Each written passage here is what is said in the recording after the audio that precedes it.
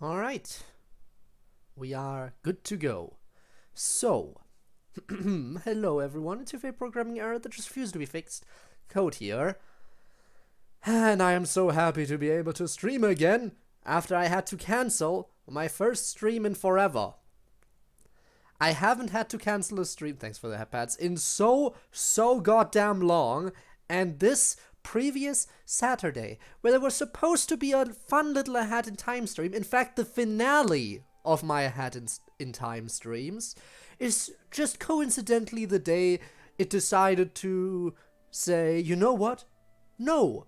And it was of no fault of my own, because it was just Twitch being stupid. It logged me out of my streaming software, like it logged me out, and when I tried to log back in, turns out that the Twitch logins were just broken. I literally couldn't log back in. I tried for so long and it didn't work, and I was the only one. Just in general, Twitch logins were broken. Coincidentally, at that very time I wanted to stream.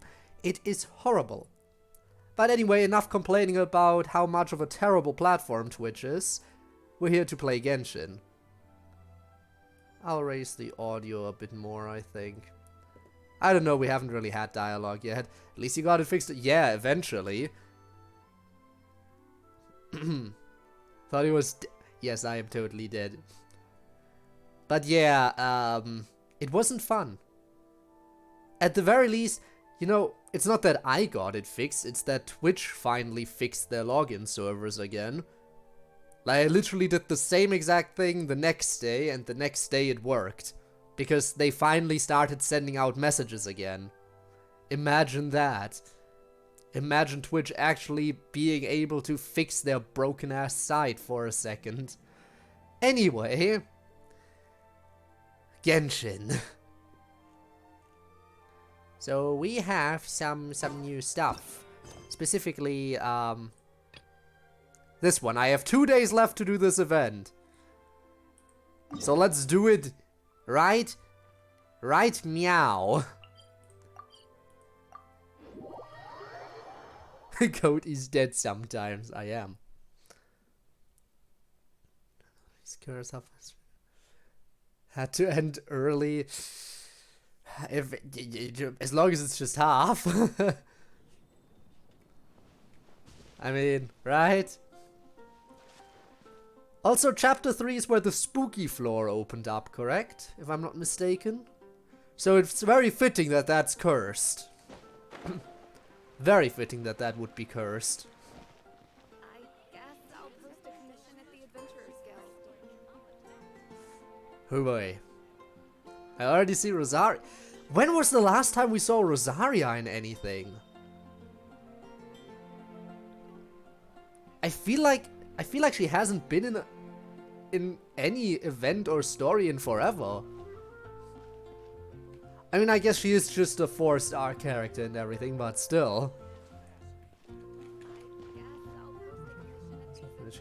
I mean, that's totally fair. That's totally fair, Gabe. Oh, looks like Margaret is talking with those two people over there. I think I'll turn up the audio a little bit more.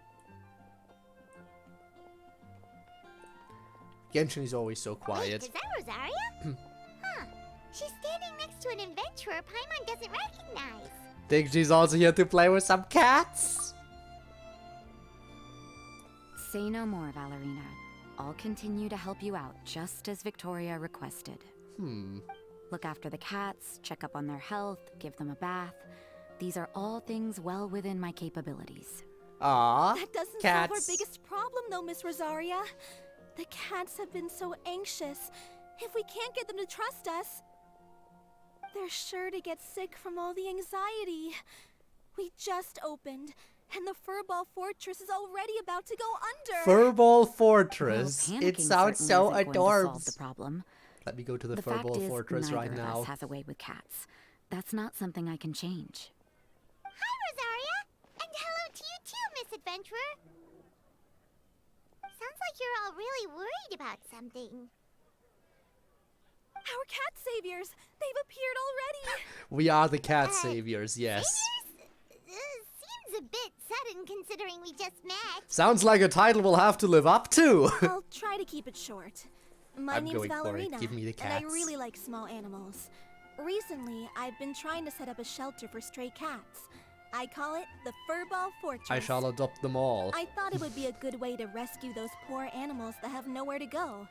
Plus, getting them off the streets will improve the overall environment and look of the city. It's a win-win. The sisters over at the church heard about my plans and sent over the kindly Miss Rosaria to help. Why her of I all wouldn't people, exactly though? describe Just myself as curious. kindly. I just accepted the assignment from Victoria. After all, I was the only one with any knowledge of medicine. Oh. Or the spare time to help. I guess that makes Well, sense. it seems like you've got quite the plan, Ballerina. Thanks for bringing us up to speed. So, what had you so worried just now? Are you short on Mora? Are you missing something you need? No, I've got more than enough Mora. The funds, the location, TTS the broken? supplies, all the various procedures. They've all been settled. Is TTS broken?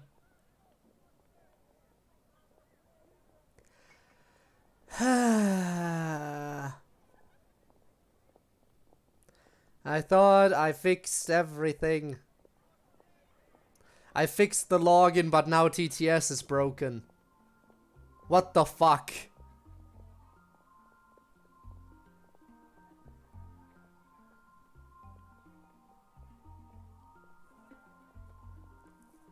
What the fuck? Why? The main I am so problem is, sorry. The cats. They, keep swatting at me. They're always hissing and swatting. They won't let me approach them, not even with treats. The cats are afraid of me as well. They run away the minute I'm in the vicinity. Oh, Paimon has heard something like this before. There's something about certain people that just makes cats afraid. Huh. A kind-hearted cat rescuer who doesn't get along with cats. Seems like just visiting the cat's tail would be enough to leave you flustered, let alone running your own cat shelter. That's why we consulted an expert. But Miss Margaret wasn't able to offer a solution to our problem. Can I help She's short on somehow, workers, please? so she couldn't spare anyone to help us either. She did give us one piece of advice, though. To enlist the help of the Honorary Knight and their trusty helper in white. We had just wrapped up our conversation, and the next thing we knew, you two appeared before us like saviors sent by Lord Barbados himself. Man, haven't talked to Well, Barbados in a Paimon's while. not sure how much Lord Barbados would know about taking care of cats. Especially since he's But allergic. that aside, we've never even worked at a shelter before, but somehow we've been turned into the saviors of the entire operation. It's perfect timing though, no? Well, that's true. Even if Paimon has no experience working at a shelter, she's confident she can get on their good side just fine. Let's do this. That's all we need to do here, right?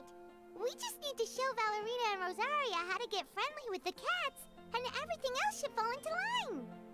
Feel free to focus your efforts on Valerina. Just call me if any of the cats need medical attention. My confusion. If you all About can keep chat? the shelter running with minimal effort Nothing on out of the my ordinary part, there. This errand might turn out to be a good use of my time after all. It's better than church activities in any case. Ah, so that's why you agreed to help. You just wanted to shirk your church duties. Can you blame her? Well, I guess I should show you around first. Follow me, you two. Let's make our way to the Furball Fortress. Oh, I'm ready.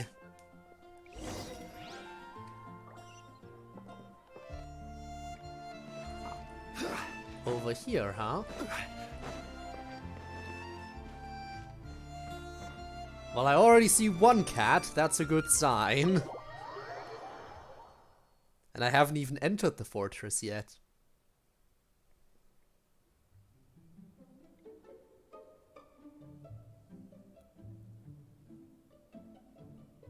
Oh, it's just a regular house. Gotta say, Paimon was expecting something a little bigger with fortress in the name and everything. Well, for cats, it's This relatively was the big, biggest right? space I could find in the city over the past From few their weeks. perspective. The rent is cheap, so that's a plus. A half a year's worth of rent, along with all the cat's tail-inspired furnishings, only cost me a few million mora. Of course, not all of the cats will be staying indefinitely. We plan to offer some of the healthy ones up for adoption. As long as the new future owners prove capable and the cat seems like a good fit, I they're shall welcome adopt to them take their new all. pet back to a loving home. This location is definitely good enough. We could even expand the business one day and start sheltering stray dogs, foxes, or even squirrels. When that day comes, though, I'll probably have to think of a different name. Maybe the Furball and Friends Fortress would be a better fit. I don't know. Doesn't have the same I would ring to suggest it. letting all of this play out first. You still don't know if the customers will even get along with the strays. Huh? Look over there! That cat is staring Big at us. yawn. Oh, it's the little white cat. She's super afraid of people. She ran away when we tried to give her a bath. It took us forever to track her down again. She looks so soft and clean, and her fur is so white and fluffy, just like fresh falling snow. Wait, that's perfect! We should call her Snowball! Tofu would also be a good fit. But Snowball it Ooh, is those are apparently. some good names, Traveler, but Paimon thinks she likes Snowball While building to best. enjoy cat. Yes. Not even spending 1% of my. True. That's it, Snowball. Good kitty. That's a good kitty. It's been, what, a minute? And you already got the cat to listen to you. Did Yes. you see that, Miss Rosaria? She's practically a miracle worker. You really are Look a at cat that. Paimon whisperer. actually being useful. How rare. That was nothing. They may be strays, but as long as you The give cat them a speaker. good name and call them with love, you're sure to gain their trust eventually. First things first, though, you gotta pay attention to the way you interact with them. How should Paimon put it? Paimon the Basically, cat. it all comes down to your demeanor. I request for example, her to get you cat can't ears just stand now. there trembling in fear, Ballerina. If you're afraid, the cats are sure to become afraid as well. As for you, Rosaria, you might want to keep an eye on your, facial expressions. Go Paimon. These When? poor creatures, picked up off the streets, given a name, and they now have a loving home. Fate is kind to even the lost souls who have wandered astray. This city really has brought peace and happiness to us all. There she goes. Hey, Snowball is snuggling up to Rosaria. Looks like she's not afraid of her anymore. When do we get the option to Rosaria pet the just- cats? Smile? When do we get the option to pet? I want now. Like, cat, why is he afraid? No, my only weakness. I saw it too. No The matter. smile. There are more important things to focus on. Anyway, it's getting a bit stuffy in here. Don't pet cat, we I'm hack. going to go get some air. Call me if you need me. Huh. Paimon thought Rosaria would be happier about that. Rip creators. Teach me more of your ways, honorary knight. And you too, oh great cat whisperer. We're sure to get more and more strays coming to the Furball Fortress, and I doubt all of them will be as friendly as Snowball. There's still so much I don't know about interacting with them. Yes. No problem. Just watch and learn. So for one, you don't want to tower It's about over them. time You we want to, move on if to you want to more approach, you want to advanced approach lessons. from low. How to get the cats not to just trust Example, you, but to petting. like you. If the cat is It's all easily about afraid, patience. then have your As long hand as you come put in from the effort to get to from know lower them, than their you'll face. become Don't best try friends to in no grab from the time. top because that will be I completely intimidating. understand. That is one of the few tricks I know. Fortress is still in its trial phase, so the more I can learn at this stage, the better.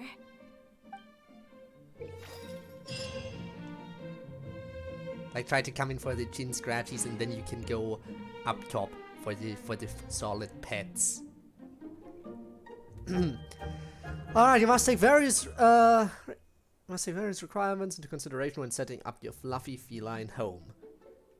There are 3 attributes in this event: comfiness, durability, and aesthetics. You are required to select one suitable furnishing of each type in such a way that the overall area fits the 3 attribute requirements. Exactly. No more and no less. Why can't it be more durable?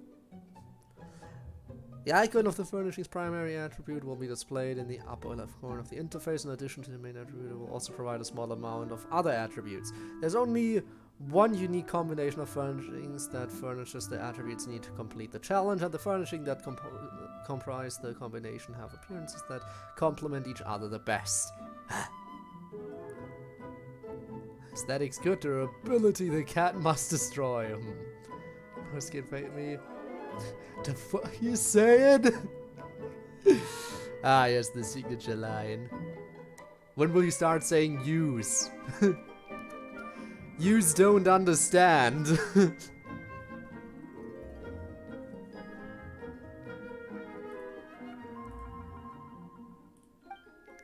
After you have completed your fluffy feline home setup, you can place food into the cat food bowl to be acknowledged by them, and after you have fed a cat, you can call the corresponding cat to the throne of Meower, or invite it to play directly. Use bastards.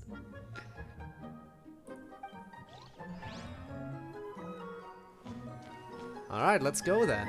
Place.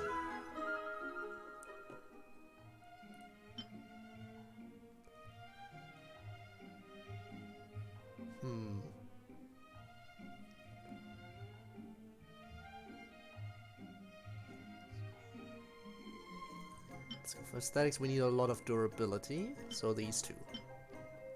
Okay, that's not quite it. We need more durability, so this can go, I think.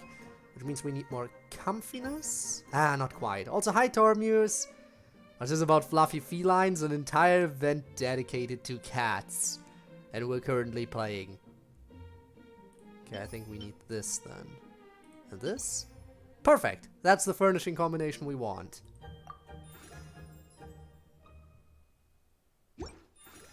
Cat. Also more of a cat person myself. Alright, let's feed. Well, meat is the thing I have most of, so there you go. Snow eyeball.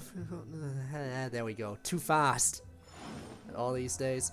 I mean, fair, but I can't resist. If I see a cat, I must pet. Play.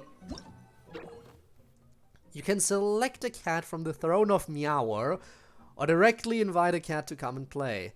The cat's friendship levels are as follows: trusted, cherished, inseparable.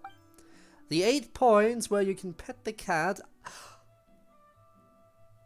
Petting mechanics! Finally! Finally you can do it!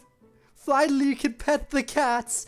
Only took them years to add this feature, but after long years of waiting, finally. Who appears in this event and cats? I'm gonna die from cuteness overload, which is fair. Yeah, petting. It is amazing.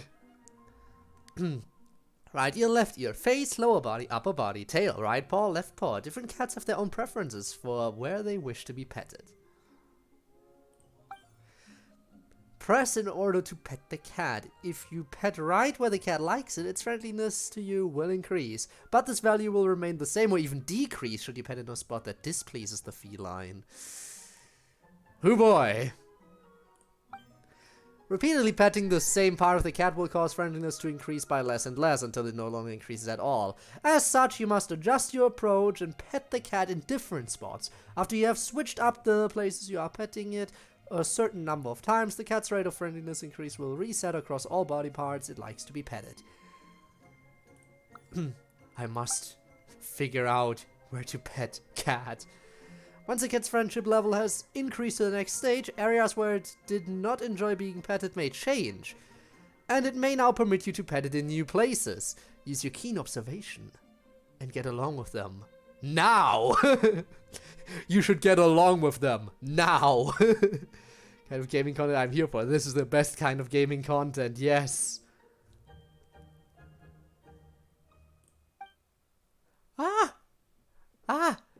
Alright. Alright. Hello with them, right? Meow. Yes. Alright. Okay. Okay, it does not like to. It does not like the ear pads. What paw? It likes the paw. Good to know. Other paw. Also like other paw.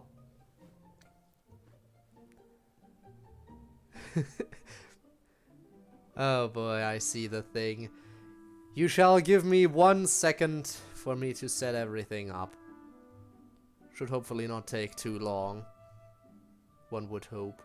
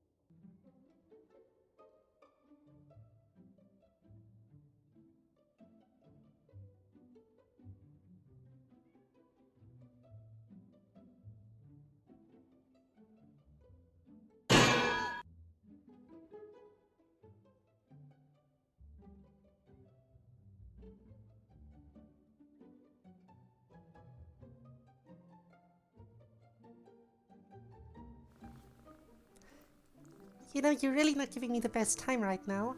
And here I was doing this for you, and now you just drop one anvil after the other anvil, and then the next anvil, and I don't know how to feel about that. Actually, I do know how to feel about that. It's kind of, you know, rude. And guys, you really don't want me to fix the giant hand thingy eventually? Really not?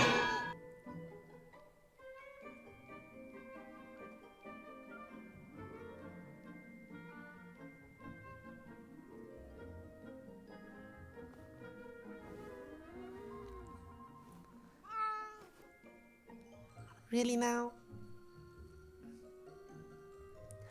Well, I'll just get back to the game then.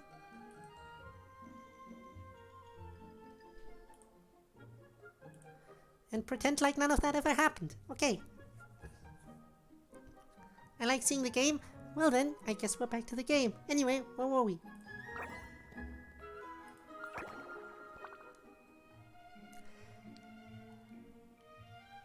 So I assume since one ear was a no-go, I assume the other one isn't either, so... Tail? Oh, that's a no.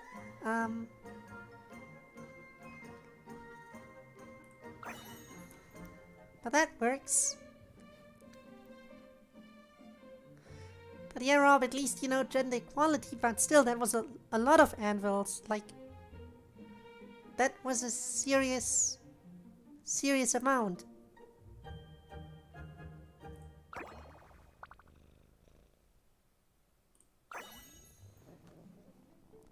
Alright, it really likes the tummy scratches.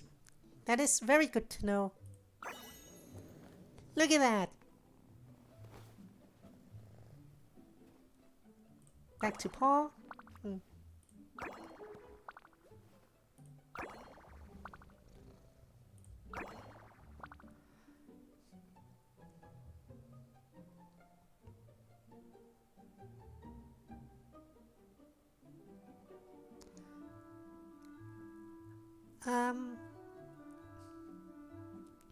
Now what?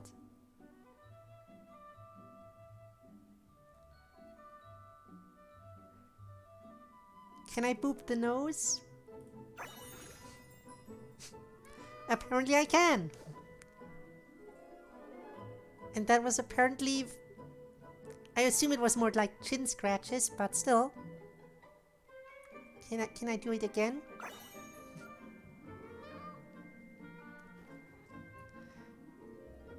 Well, since we're now at Cherished, does that mean I can go for the ears now?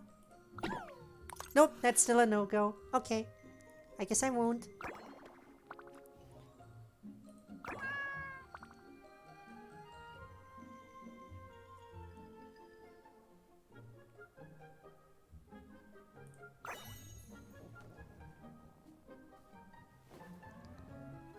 But yeah, we got the cherished boop, which is very nice. One more on the, of the stomach scratchies? No? Yes! We're inseparable!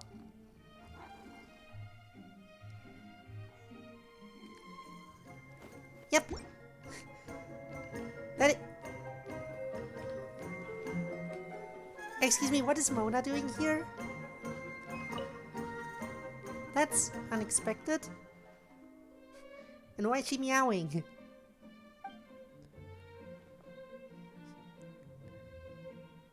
You know what? All the credit to her.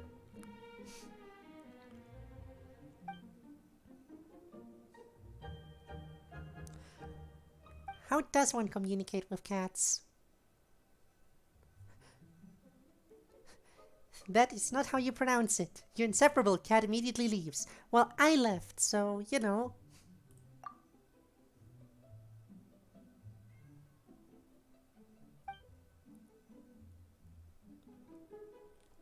And yes, we are working at the Furball Fortress.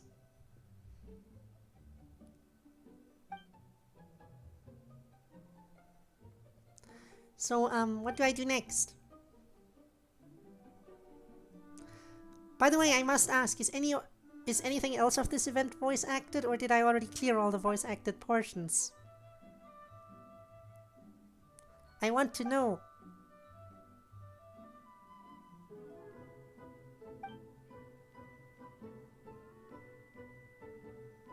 You don't know. Okay, I guess.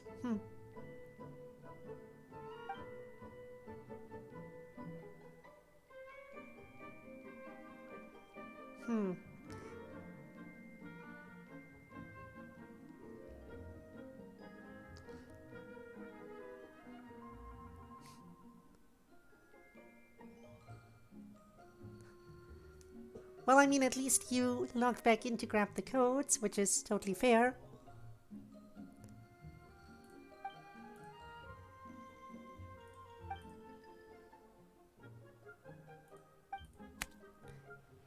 Really?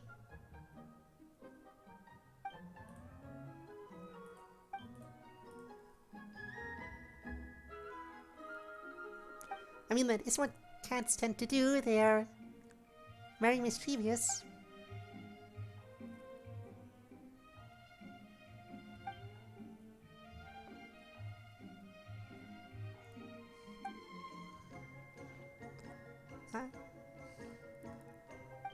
Alright.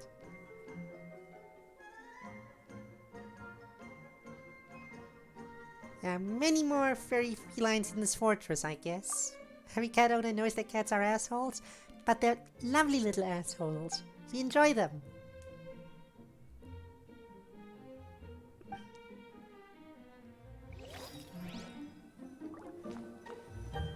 Anyway, let's get to work over here. We need aesthetics.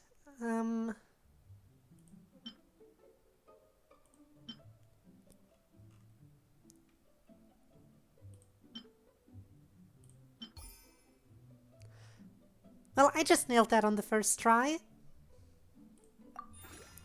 Perfect. Alright, let's feed the cat. Anyway, cat, agile as a rabbit. I'll just finish setting all of this up now. A lot of comfiness, huh?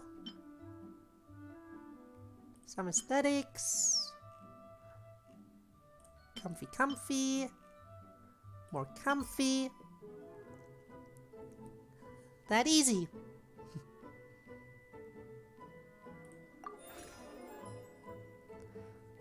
Alright, next cat.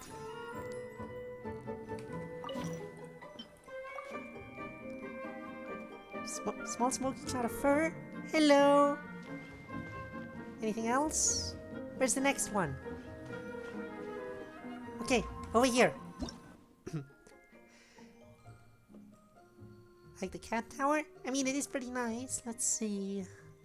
Okay, this needs a bit of a solid mix. Let's see what I can do here.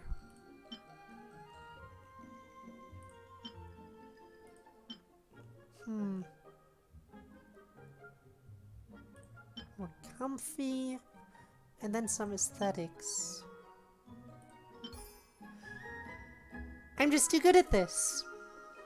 We will play again in a second. I want to get all the cats in here first. Yes, I will click the prompt. Don't worry, I just want to have all the cats here first. There's the next one. I will soon be inseparable with all of them.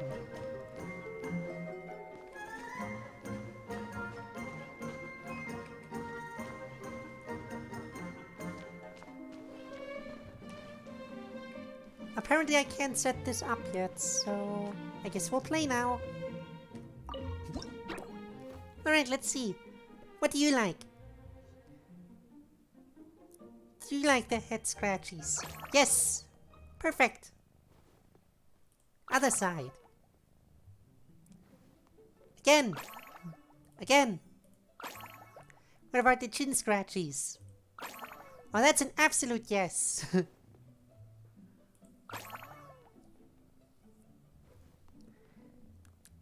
Chest scratchies? I am nailing this!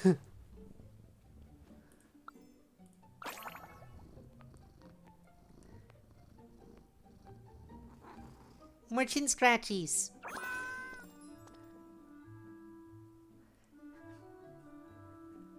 Already cherished. That's how it's done.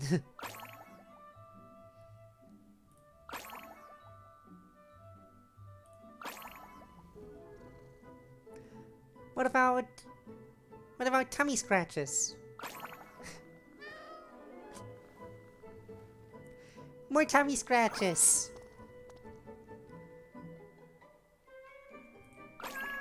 Chin scratchies. So close.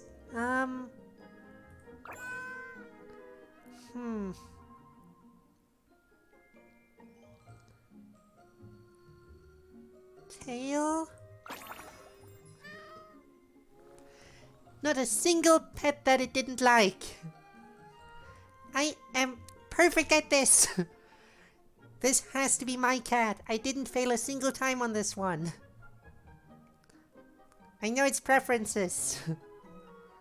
Alright, you can go play now.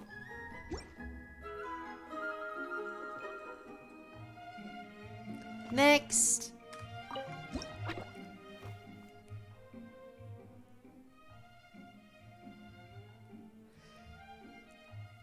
Now, I'm not sure. I don't think 3 out of 3 cats like the tummy scratches right away, so I won't do that now. But you know what, Tormius? I'll start with a pause on this one. And that was a good decision.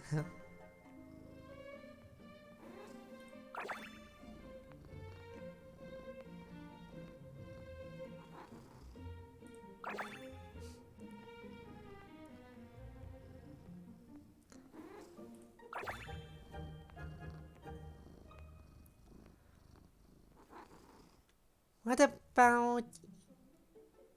Do you like the head pet? Nope, nope, Nope, stay away from the ears. Okay. Tail? Tail works. Stomach scratchies? Nope, no stomach. Then I assume chest is also a no-go. But, I mean, I might as well try. Actually, no, I'll try the chin scratchies. Yeah, that works.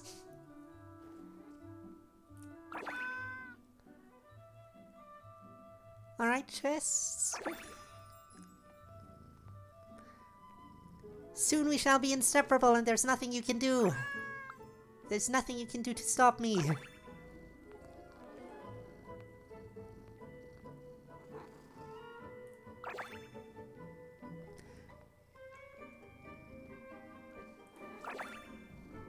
Look at us go!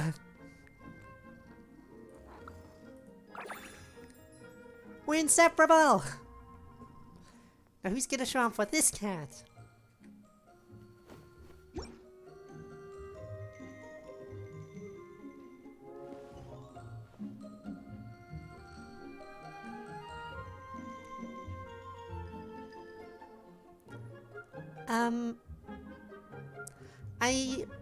I honestly wasn't expecting the wolf boy to show up for the cat, but, well, that's an unexpected surprise. I'm not complaining. You two have fun. Play nice now.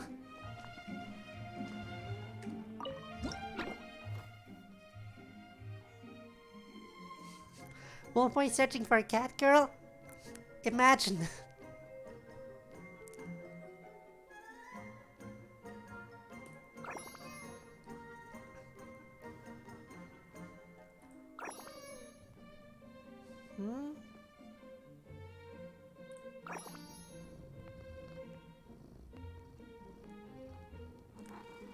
More chin scratchies? Nope, not for you, not for you. Okay.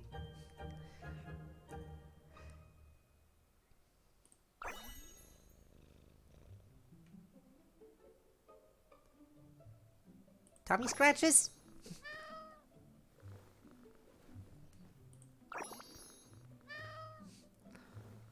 So what if I got hissed at? Okay, now I got scratched. You know what? That's fair. That's totally fair. Tail?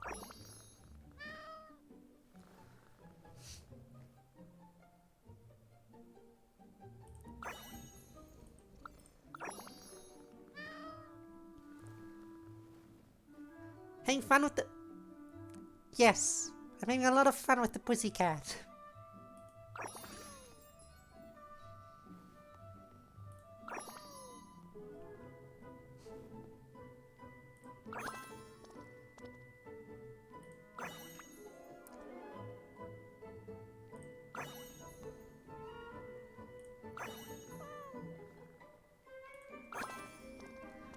Almost got it. And another cat I'm inseparable with. Bye-bye, play nice now. Well, it would appear that Best Girl has appeared.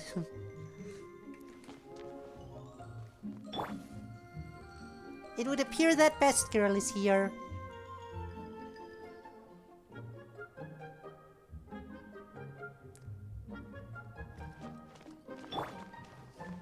Alright, can I do this now? Why can I not? Do you have to collect the rewards first?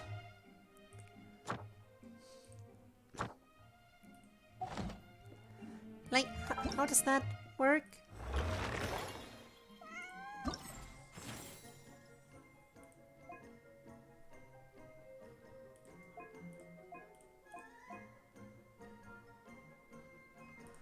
Okay, apparently that's a quest. I'll just grab all of this right now.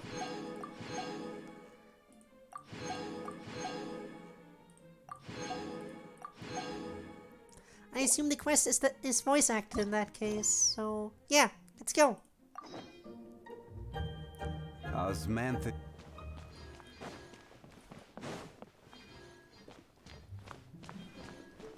Also, can we talk about one thing?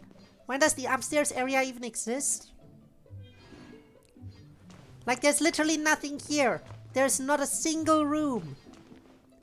It's just like a little walk around balcony without any real purpose to it. Why is this a thing? I feel like this doesn't really serve a purpose. Not because only monster characters showed up. I mean, fair. Just for people like you to ask questions. Alright, I get it. Anyway, time to speed up. 8 the next day is what it said, so... We're playing the waiting game! Yay!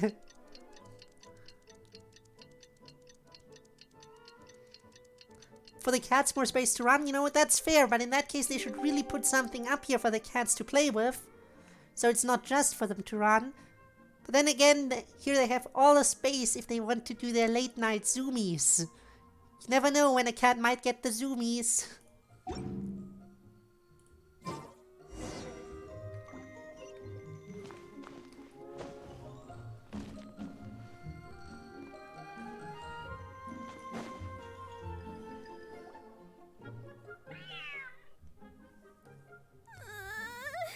The cat is... I suppose that's the cat I'll be getting from I'm this. scared! You should probably give him some space. Get too close and all that swatting might catch you in the face. When the cat Oh, goes no, zoom, your seems sleep goes like boom. Ballerina has run into some more cat-sized trouble. Looks like your shelter has a new stray. Honorary Knight! Cat Whisperer! This big cat just barged in here after Snowball. He must have spotted her when she went out for a walk and followed her all the way back here. Easy, easy. No one's going to hurt you here. All those evil things, all those bad people who forced you to do whatever it took to survive, they can't find you here. You're safe within these walls. You're surrounded And you're by safe good with people me. now. Let me Their pet it. constant hovering might get a little We'll see if the game annoying, allows but me to. It it's all probably for your will. own good. Just relax. A life of leisure isn't a bad thing, you know.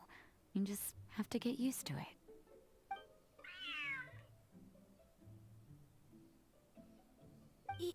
He understood all that? Looks like it worked.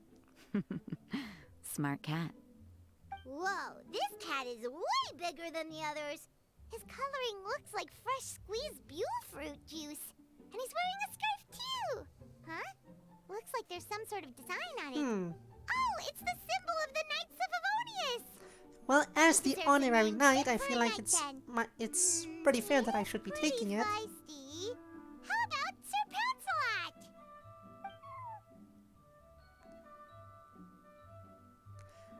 You really I do think he have a likes way the with name. cats. He looks way more at ease now. Paimon thinks you deserve to take the credit this time. Sir Pouncelot seemed to calm down right after everything you said to him. Hitting much better with them, Rosario. It doesn't matter to me either way. Although, the fact that they're cute doesn't hurt. Let Paimon show you how to put Sir Pouncelot completely at ease. Sir Paimon just Pouncelot needs to immediately work lays a bit down. more of her magic and he'll be as happy Again, that's as how can you be. know he likes the name.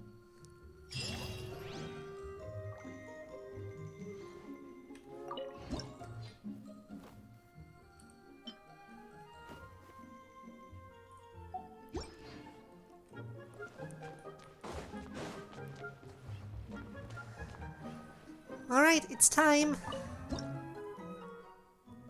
We need a lot of durability for Sir Pouncelot. Let's see what we can do. Some comfiness.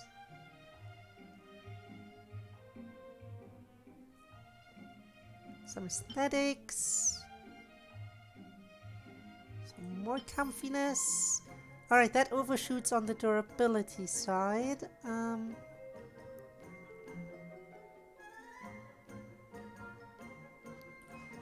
Maybe I'll go for this, and then this will be durability. That's too much comfiness.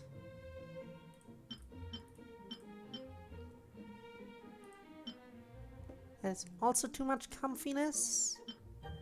Too much durability.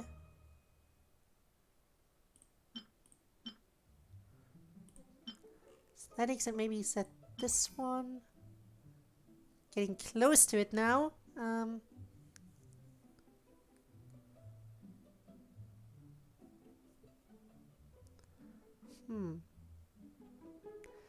Something needs to shift a little bit from comfy to durable. Like that!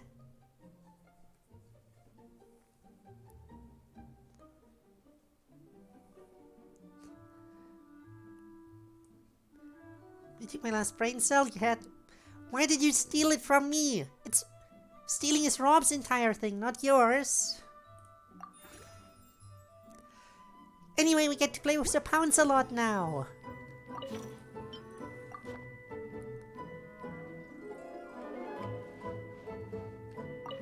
The time has come.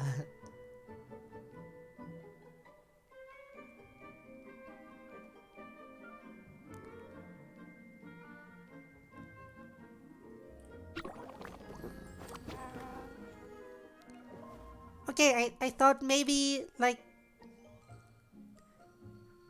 I thought maybe go for the spots where you have accessories, but I guess that's not the way to do it. Then maybe where you don't have accessories, like the paws. Yeah, I guess that's it.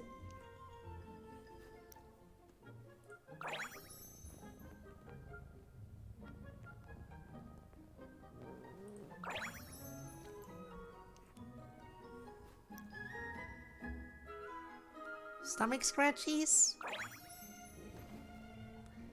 Alright, I think I'm starting to understand you a little bit. Yeah, no, not on the chest, because... Okay, so stay away from accessories. In that case, would your ears be fine? Yep, apparently they would be. What about this side? That's pretty close to your scar. I'm not sure. I'm not sure if that's a good idea, but I'll try it. Okay, it works.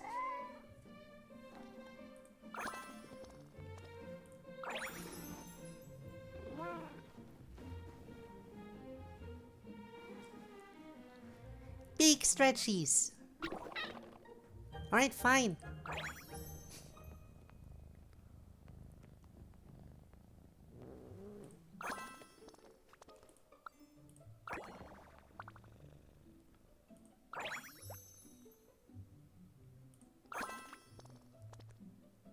Almost got it.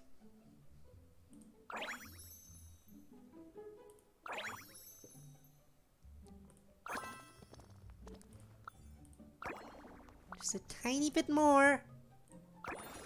And there we go. We're inseparable. Bye-bye.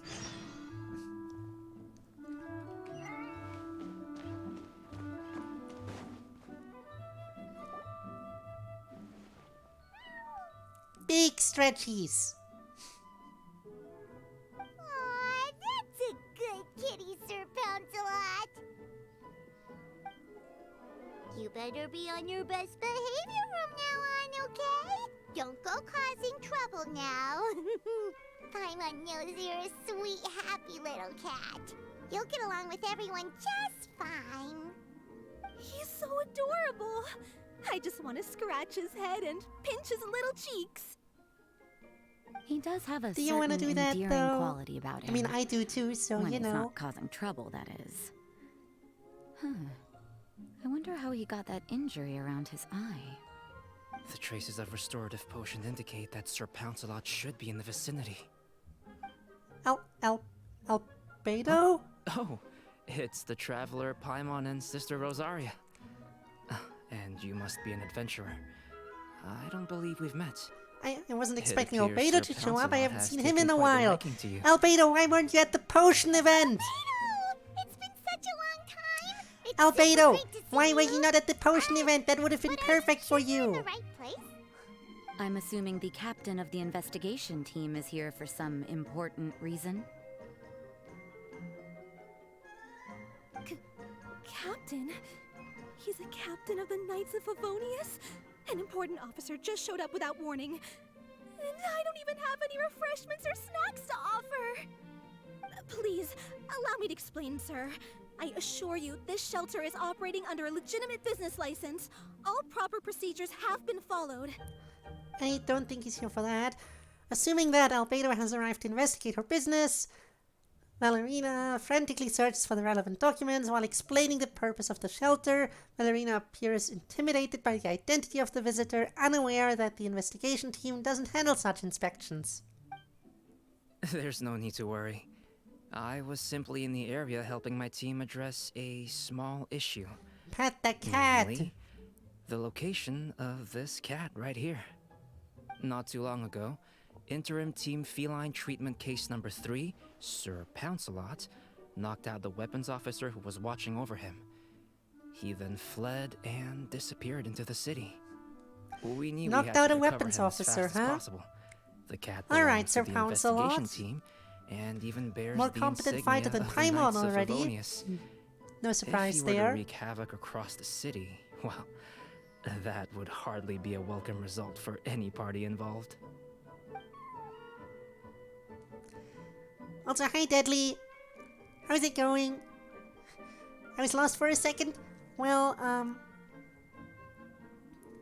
why? Were you lost in my eyes?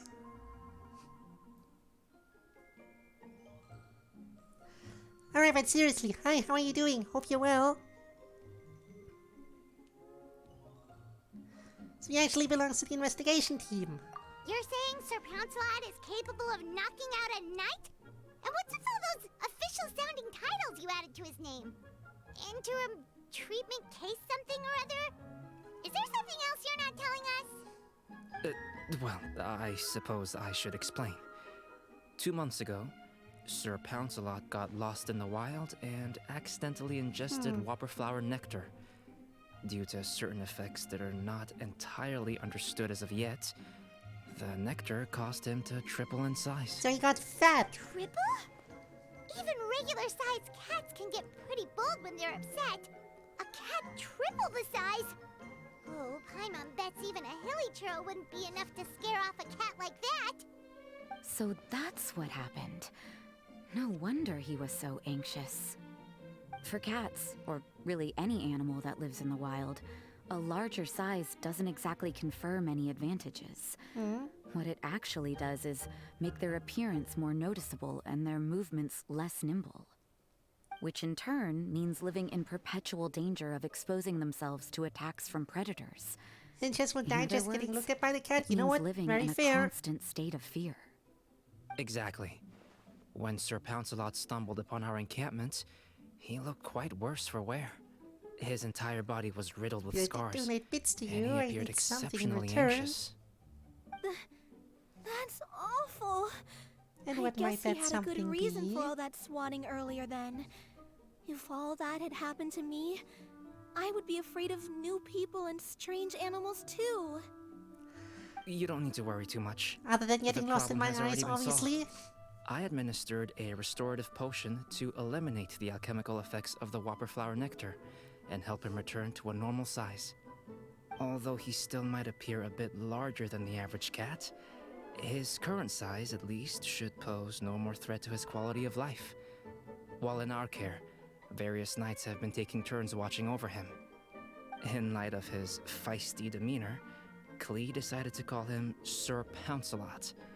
We all thought it was quite fitting. We even made him that little Well, scarf I as a guess testament Klee to his and time among Paimon our have ranks. the exact same naming sense then. Whoa, Klee and Paimon were totally on the same wavelength with this one. We thought of the Oh, exact no. same name. Great Oh, minds no. really do think alike. Klee and Paimon being on the same page is actually... I don't know how to feel about that. I don't want another Sir small Pouncelot's character extreme blowing level of things up anxiety and everywhere. caution I already around have Klee people for that. May be a result of residual trauma from the time of his transformation. You could say he was less than friendly towards the Need weapons some and signals officers exclusive on our code team. Chan redeem. Klee wasn't around that much to entertain him either. However, it appears What, you Sir mean something Pouncelot like has that? taken quite the liking to you. That one NSFW The post knights I on did my on the team would Discord, never have maybe. imagined that he could warm up to people like this. Well, they are our dear Something cat like saviors that, after all. The perhaps? famed honorary knight and Paimon the cat whisperer. No matter how feisty or frightening the cat, after a few minutes with the traveler and Paimon, they'll be as sweet as can be. I don't know, I do you hear, If Musita? that's I the couldn't case, tell you. then I have a question for you both. Would you be willing to adopt Sir Pouncelot? I was beginning to think you'd never ask. I'll gladly take him. Your team? Well, we did take him in, but it was simply out of necessity. We were always planning to find him a permanent home after his condition became more stable. The investigation team is no place for a pet. We are a combat unit after all. Any knight he got close to would have to go on assignment eventually. It's hardly appropriate to just leave him at camp. And bringing him on our missions would only frighten him further. I get the kitty. All good points. He's been through quite the ordeal already. For a creature like that, it's best to keep him away from potential triggers. That way he can slowly recover in peace. We could set up a nice cozy little home for him in the Serenity Pot. It has everything he could want, and most importantly, no monsters. Great, welcome to the family, Sir Pouncelot. Thank you so much, Albedo. Oh, no need to thank me. If you find yourselves with some time on your hands, You have millions all for cat. maybe you can bring him by the We encampment give sometime. best life. I'm sure my fellow Yes. knights would love a chance to see his calmer side. That was so touching! I can't believe I got to witness such a special moment! I do believe this counts as the Furball Fortress's first successful adoption. Hey, my veil is not a handkerchief. It appears you enjoy is now. interacting with small animals, Sister Rosaria. I must admit, I find that a bit surprising. You already have the million, I exactly. can also sense that you're an animal lover, Rosaria. You definitely have a way with cats. You just haven't realized it yet. After all, it's not a side of you that comes out very often. Snowball warmed up to you right from the start, and you were the one that helped Sir Pouncelot calm down back there. Oh, I didn't really do anything though. I was just there. Ah, I've got it! I've learned so many useful tips from our dear cat saviors recently. Did you now? I've decided to extend the shelter's trial period for a bit in order to go over what I've learned. With some effort, I hope I can be a cat whisperer too one day. For now, though, I'll settle for cat whisperer in training. And I When I guess that's open where for this good, ends. What do you say we run the shelter together, Miss Rosaria? With the two of us, we could rescue every stray in Mondstadt. The sister and the whisperer working together. Almost sounds like it was meant to be. Oh, well, this errand hasn't proved to be too troublesome. It's light on work and stress. I suppose I wouldn't be opposed to your suggestion. I don't know much about Well, there we rescuing go. stray animals, but this seems to be quite the milestone. Allow me to offer my congratulations. If my fellow knights run into any strays, I'll be sure to tell them to send them your way. Thank you, thank you, thank you! I really can't thank you all enough for your support. Don't worry, there's a generous reward in store for each and every one of you.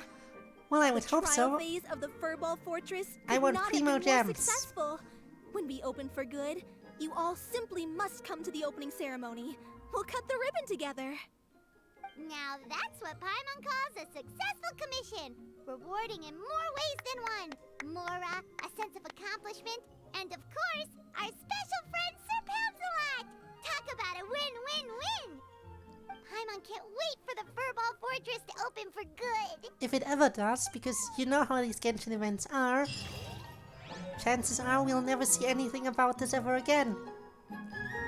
And that is the sad reality of Genshin event stories. But I mean, there's always hoping, I guess. Anyway, since we're done with the event, I feel like being done with the event and switching over to the hangout stuff is probably... It's probably the best moment for me to switch back, isn't it?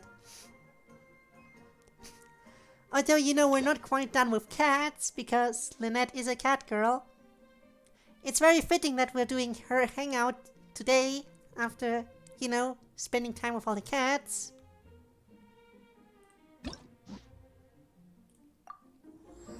Boats are made for transferring commodities. But yeah, I feel like for this I should probably, And those that come you know, across Leo tend. I'm not gonna get a better spot to switch back. Also, why So it is did where that me- randomly open up the wish menu when I pressed 3? Weird. Anyway, yeah, you're gonna have to give me a second here, and then we'll start the hangout, I guess.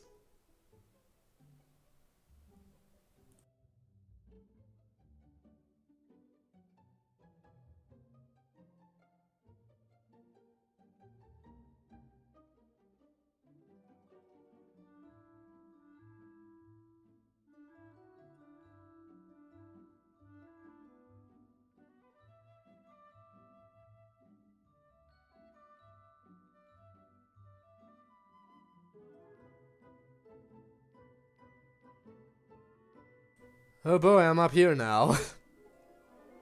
Man, the size difference whenever I transform is always so noticeable. Let me just go down here. A little bit more. A little bit more. I think we're good now. Let me just... there. We good? We good. Thanks, Starmuse. Alright. From actual cats to the cat girl. Let's see what we can do. Head pad sizes. Indeed. The size difference is, as always, pretty astounding. Again, I could probably fix it so they're similar size, but chat is very much against the idea of me lowering the head pad size for the other one. So, it shan't be done, I am sorry. It will never happen. Not if chat has anything to say about it. We do not. Of course you do not.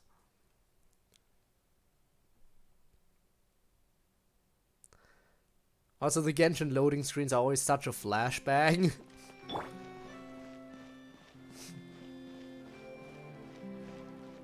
Damn, pure white. Lynette! Elder cat! So much cat! Need more cat! Cat! Hello, Lynette. Hello, little kitty. What are you two doing? Is that Lynette with a little kitty? It has a little bow! Meow. He meows! Look at the meowing! Ah! Oh god, I'm so sorry. Okay, he's already adorable.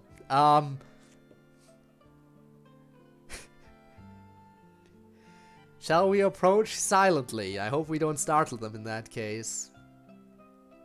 But maybe if we approach stealthily, we can observe. I shall observe.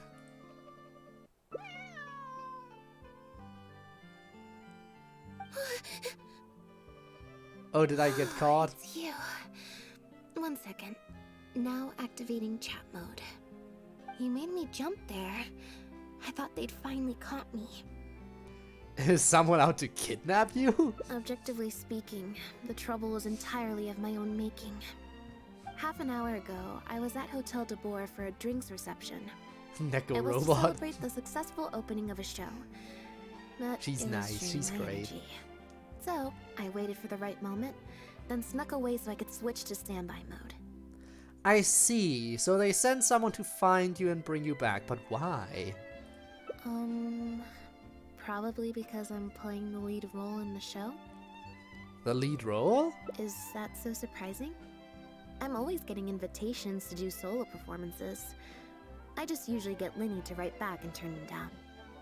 But then came the Fontaine Film Festival. Ah, the film We festival. took all the That kids was from fun. the House of the Hearth out to see a film.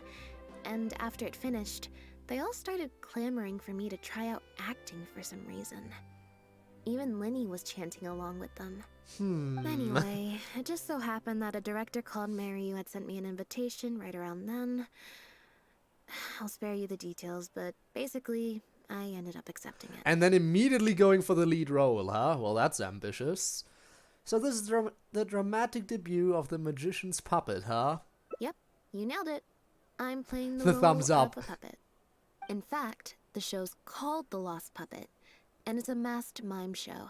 So I don't have to do any facial expressions or say any lines. Oh, okay. Literally just a series of physical movements. The director says it's a very avant-garde art form. That does sound pretty avant-garde, but can people understand the plot? Art is not comprehended by the mind, but felt in the heart. At least, that's what the director says. Anyway, if nothing else, the opening performance seemed to go down well. At the drinks reception, everyone was crowding around me, saying, "Triumphant character portrayal, faithful adaptation of the original work, unequivocally, quintessentially avant-garde," and stuff like that. I see. But being the center of attention is draining. So the moment they left me to go harass the director instead, I was out of there. I mean, you know what? Fair. I can tell you, it's social interaction in general can be very draining, but being the center of attention, no. Nah, not me, not ever. Said the streamer. The streamer said, "I don't want to be the center of attention," while streaming to multiple people. For once you weren't able to use Linny as a human shield. The other thing is, some weird things happened while I was on the stage.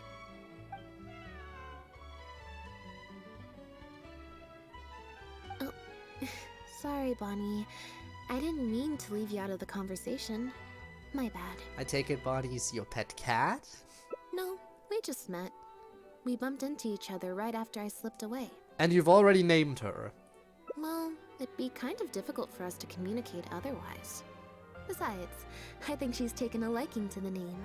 Haven't you, Bonnie? Alright. Did you also give her the bow, Yeah, or...? that's right. Good kitty. We'll go find your owner soon, I promise. Owner? Not a stray cat, then. You know, if it were a stray cat, I know a perfect shelter where you could take it. Nope. She's wearing a collar, and for the most part, she's pretty well groomed. If she is a stray, she hasn't been for long. Her stomach's been growling a lot. I guess she must have been missing for a few days now. As much as I'd love to hang out with her for a while longer, her owner's probably worried sick about her. Fair. Assuming she has an owner, that is. So I assume this entire quest line is about us finding the Reception. owner. I should probably show my face there again at some point. Even if it's just to make excuses and leave again. Decision time. Nobody has a story about the difficulties of shopping for a cat. For a pet cat, it's always, I don't know, he just walked into the door one day and he's mine now. But isn't that the most adorable way it could go? It is, isn't it? As long as the cat feels at home. That's how it goes. Honestly, cats, you're so adorable. Honestly, if a cat randomly walked into my home, you can believe it would go exactly the same way. I would immediately adopt the cat, no questions asked.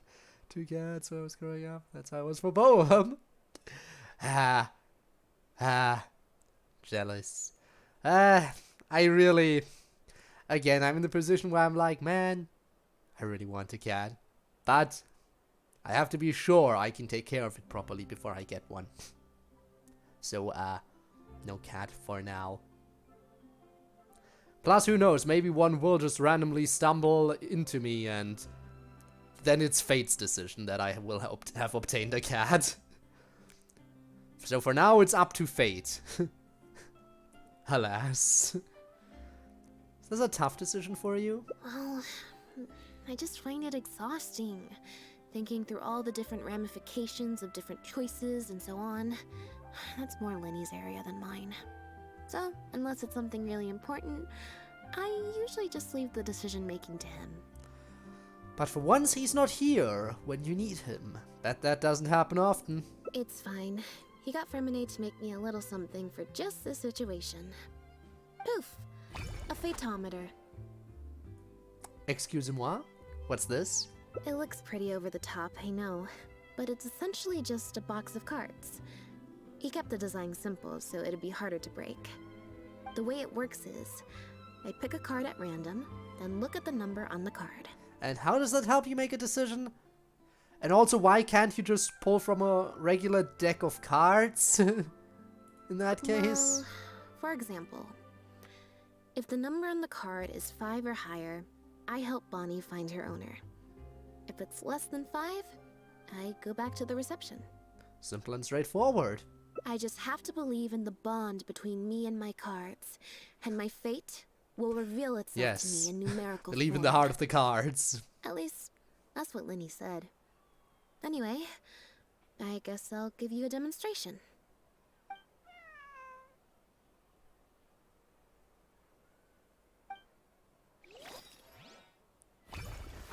As Lynette attempts to draw a card to devise them, it's a horrendous grinding I sound. didn't like that. Was I using it wrong? Maybe if I just... That smacks the card box. All the cards fall into the ground, then she picks one at random. Clearly, there's some design flaws to iron out. I'll have to let Fremine know. I feel like maybe this wasn't a design issue. Let's see. Which card did I get? 4. Less than 5, so that means no helping Bonnie. Well, the cards fell on the ground though, so I don't think it counts as fate. If you want to get the right answer, you have to let fate decide. Also something Linny said. Or you could just make the So, decision. to put it another way, if picking a card up off the ground is how to not leave it to fate, then that means it must be the wrong answer. I think what Linny really meant is sometimes you have to accept the answer you didn't want. Looking for those loopholes. Lynette, just say you wanna help the cat. It's that simple. Or... why don't you pick a card? Since I ran into you here, that means... our fates are, like, interfering with each other. Alright, I feel like this is where the story splits for the first time. And you know what? Fine. I'll pick another card for you. Thank you. This one is final, I promise. Here, take the phaetometer. If it's 5 or above, that means fate successfully changed. Anything lower than 5 is a fail. Also, if you have your own thoughts about what I should do, feel free to share it. Now that I've got a good problem solver here to help, Ah, yes. I don't need to run every little thing by fate.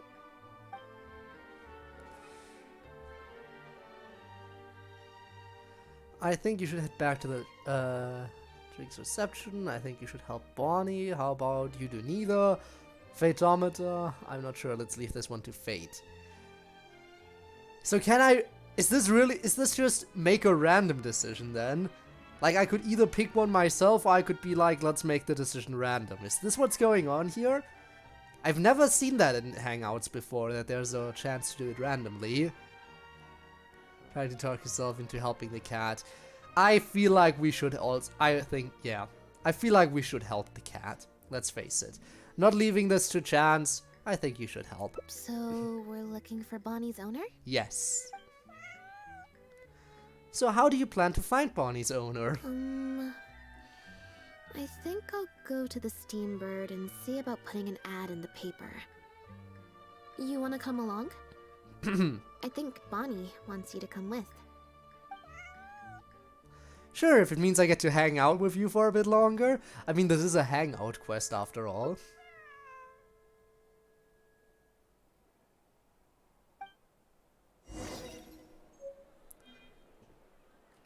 Oh damn, I get the phaetometer. How nice. To the Steambird!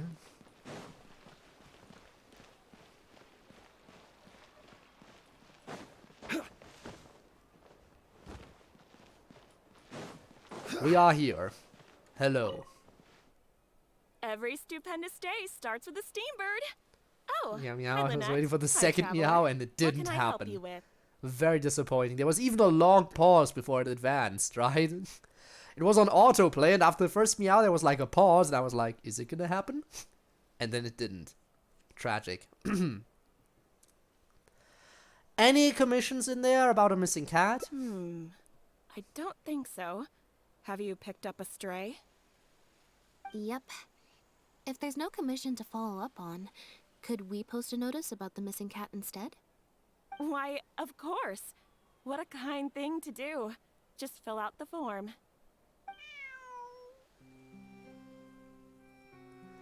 And I guess that's that. But we should probably still keep looking. Well, we've registered you as missing. You can stay at my place until your owner finds you.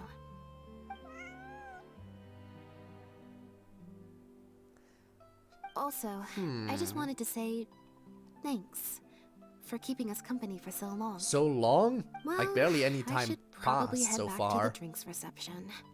Hopefully most of the people have left by now. Well, Lynette you've did got some say time, that You should stop by Bonnie my place had a tomorrow to see boat, Bonnie. had a collar. There's a nice cup of tea in it for you. So I assume that the bow tie is attached to the collar, which means it probably was there from the start. So, yeah. Probably already came with the bow tie.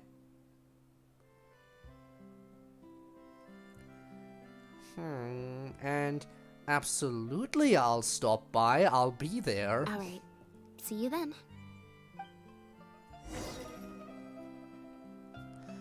Wait until the next morning. Oh, if Adina, yes. This is perfect. We're already getting invited over. This is just progressing so smoothly. This hangout is going all the right places. Plus, that means I get to spend more time with the cat. Osmanthus wine. Perfect.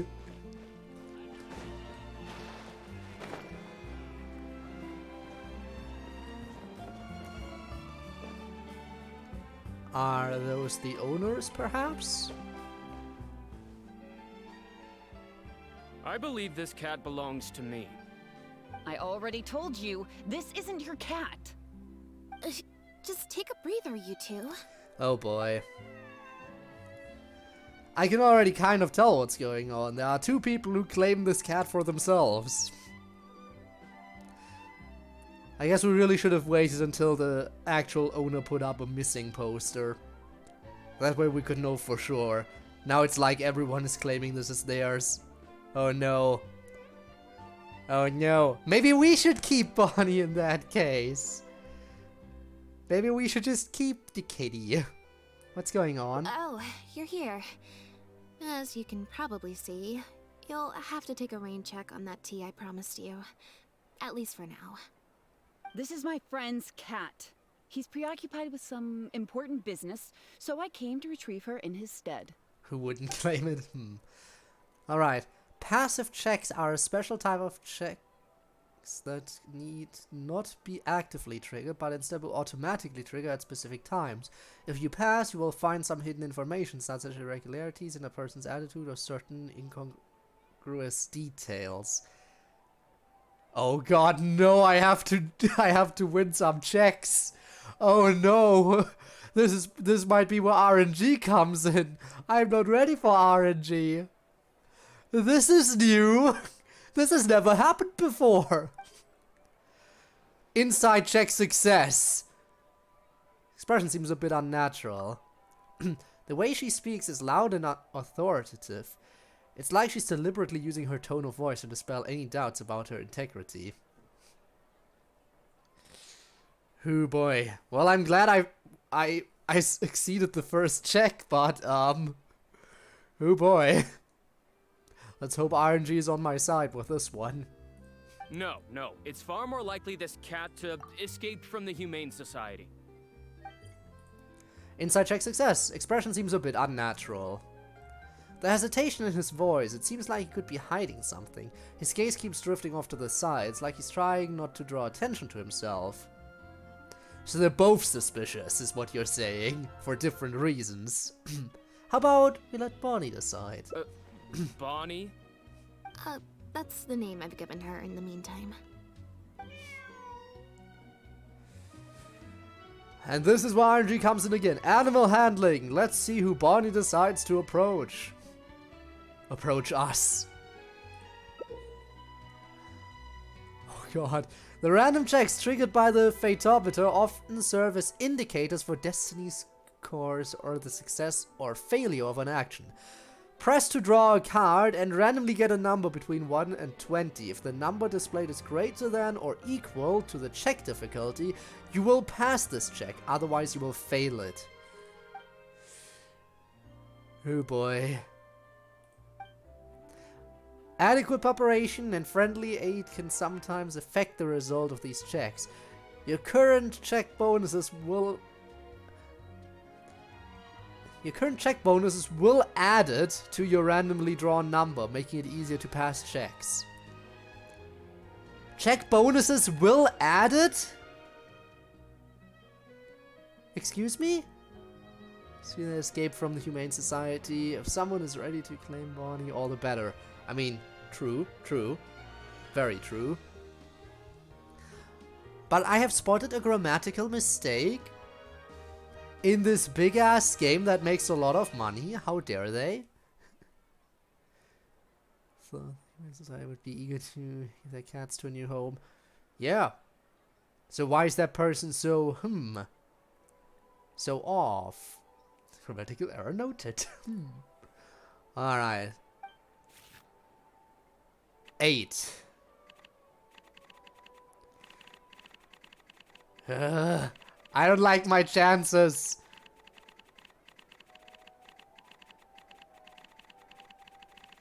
What do I choose? This one. I've closed my eyes, fate has decided. I picked this one. Check success! Barely! I'll take it.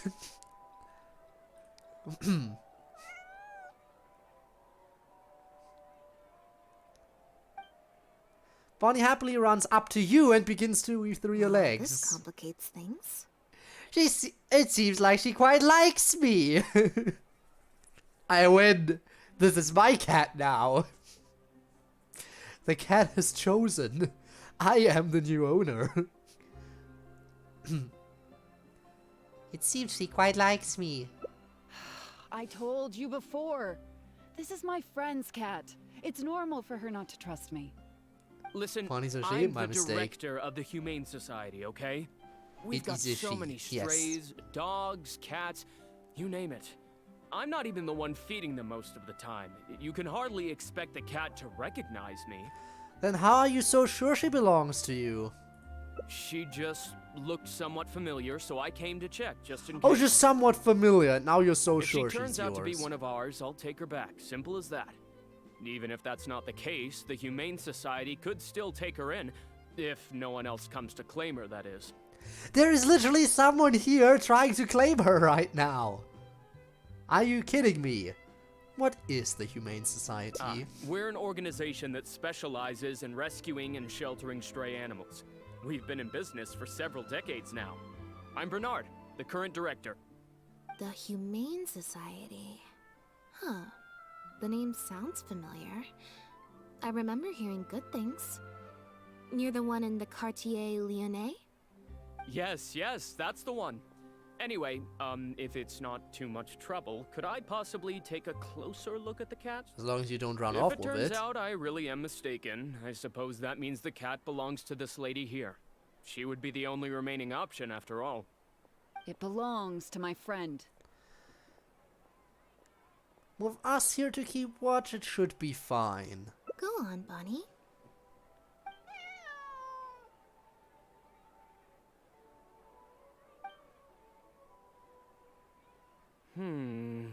Well?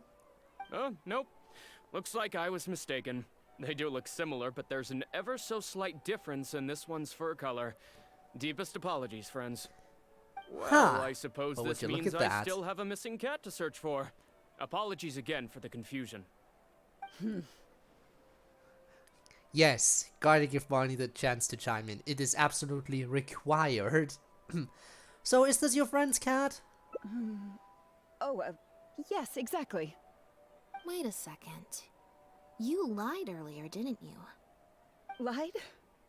I'm afraid I don't know what you mean. I mean, our Araya check always has a succeeded tell. and we sussed you The out a look in bit. their eyes, their breathing pattern, the way they hold themselves. The things that can give you away are often more numerous than you would think. Were he together? What are you talking about? I feel The like it way would have I been see easier it, if just you're one person came to pick it baseless up then. conjecture with fact. Normally, when someone is called out, their breathing speeds up as they begin to panic. But your breathing pattern hasn't changed one bit. In fact, it's been strangely calm and measured this entire time. It stands to reason, then, that your agitated behavior earlier was all an act. If you're a bad guy, I'm sure you'll take off running the first chance you get. If you're a good guy, the most likely explanation is that you're a member of the Guards, or some similar organization. And you're basing this off of? Intuition. Nothing more. But she's got good intuition, I would say. Well, I have to hand it to you, Lynette. You're right. I'm a member of the Guards. The name's Elodie. I'm currently investigating a cross-border smuggling case. This cat here, Bonnie, what's her name? Well, her owner is one of the prime suspects of our investigation. Oh! Well, in that case, she deserves a new, better owner. Like me. A couple of days ago, our suspect got wind that we were on his tail and fled. That's most likely how he got separated from the cat. He left the I cat just so behind, how happened to dare stumble he. upon your I shall notice in take the the cat Steamboat. in. So, I decided to see if he'd come back for her. But it looks like I overestimated him. If I were on the run, I don't think I'd come back either. But the cat! Why wouldn't you come back for the cat? The impact of this case has been huge. The Marechaussee Phantom, the Guards, and the Special Patrol have all launched investigations. If there was even the slightest chance that he would show himself, I had to follow up on the lead. So what's being smuggled? A new kind of illegal drug, imitation synth. We confiscated all the synth on the market, but addiction isn't something that goes away overnight. Even without substances on the market, people are still looking for a way to get their next fix. And criminals are all too eager to capitalize on that addiction. That was the impetus for imitation synth. Needless to say, a small-scale market opened up very quickly. After the original synth debacle, we put several measures into place to prevent similar incidents from occurring. The perpetrators got smart, though, and shifted their sales overseas before those measures could kick in. That's when the imitation synth smuggling began. We only recently got word of the presence of imitation synth overseas. We managed to track down evidence of some early transactions. Alright. What we were able to find out, however, hasn't proven that useful given the amount of time that has passed. The Marechaussee Phantom launched an investigation to track down every person in Fontaine capable of producing a drug like that. That's how we learned about Bonnie's owner. Who is he exactly? He's a researcher at the Fontaine Research Institute. His name is Pierre. Pierre Lafayette, to be exact. Lafayette. Oh, you know this person? Inside check success. Her expression seems a bit unnatural. I have succeeded every single check so far. This is unnatural for me. My luck is normally absolutely horrendous. What is going on? Like, this is the kind of good luck streak where I'd expect some heavy backlash. A slight look of dread just crossed Lynette's face. Strange, she usually schools her expression with mechanical precision. The Marechaussee Phantom found him in Poisson.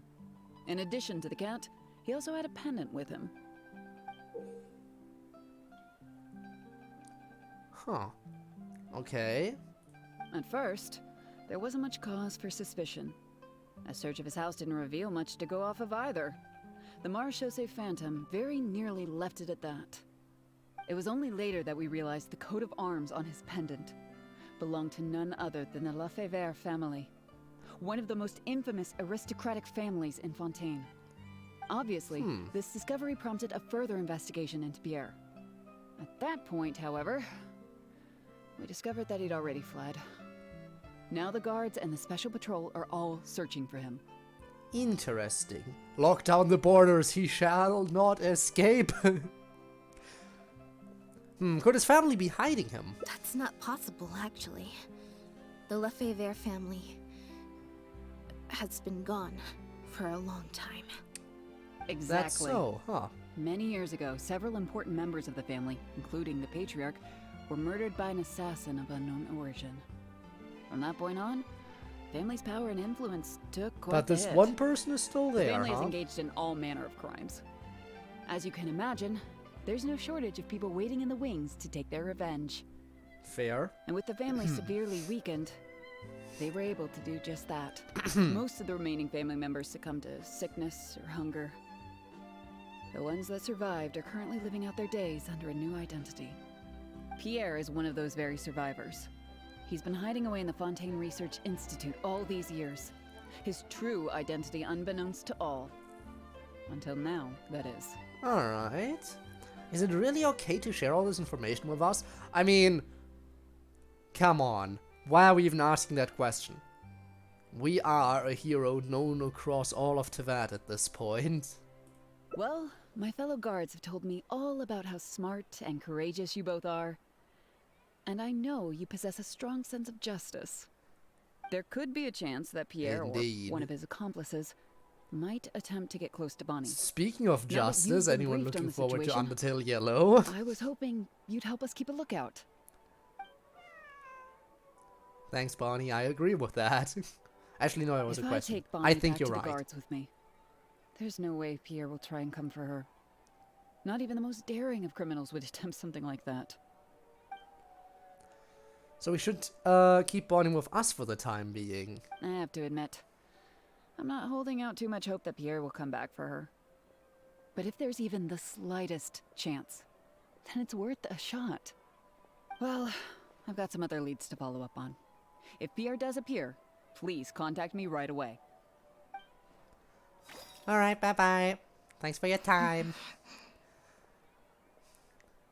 What's wrong? It's nothing. I'm fine. It's just the head of the Lefebvre family. He was the eminent person who kidnapped me all those years ago. Oh. Was at a dinner party. Someone tricked me into boarding the Lefebvre family carriage. Whoever it was, they took me back to their home. But before anything worse boy. could happen, Father intervened. Good thing about that, but, yikes indeed. So that's the backstory we got there. That's why her expression shifted a little bit. Then the assassin. Yup, that was Father. that one F2P Harbinger who a lot of people are currently busy simping over. And the assassin already mentioned, Yep. yeah. Father was the one who orchestrated the fall of the Lefebvre family. That's what led Linny and I to join the House of the Hearth. After all these years, I never thought I'd hear the Lefebvre name again. Are you okay?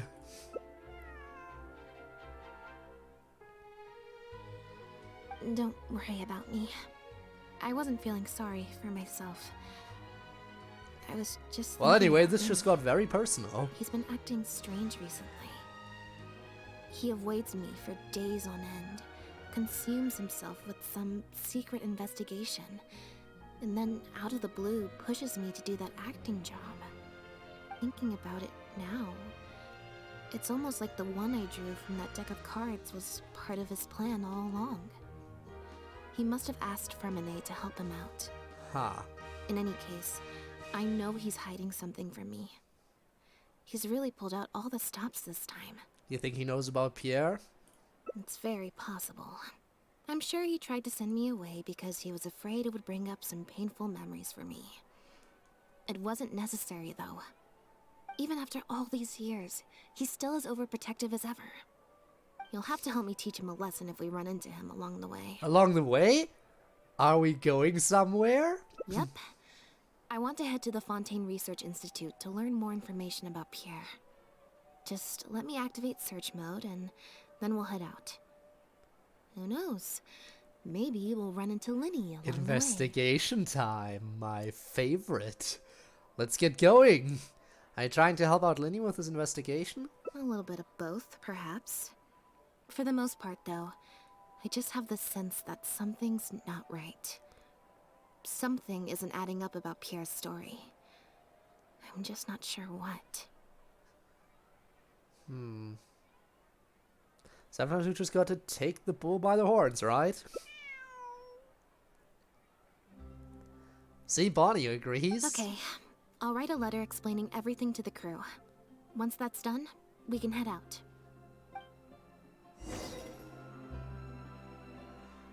Go to the new Fontaine Research Institute. All the way out here.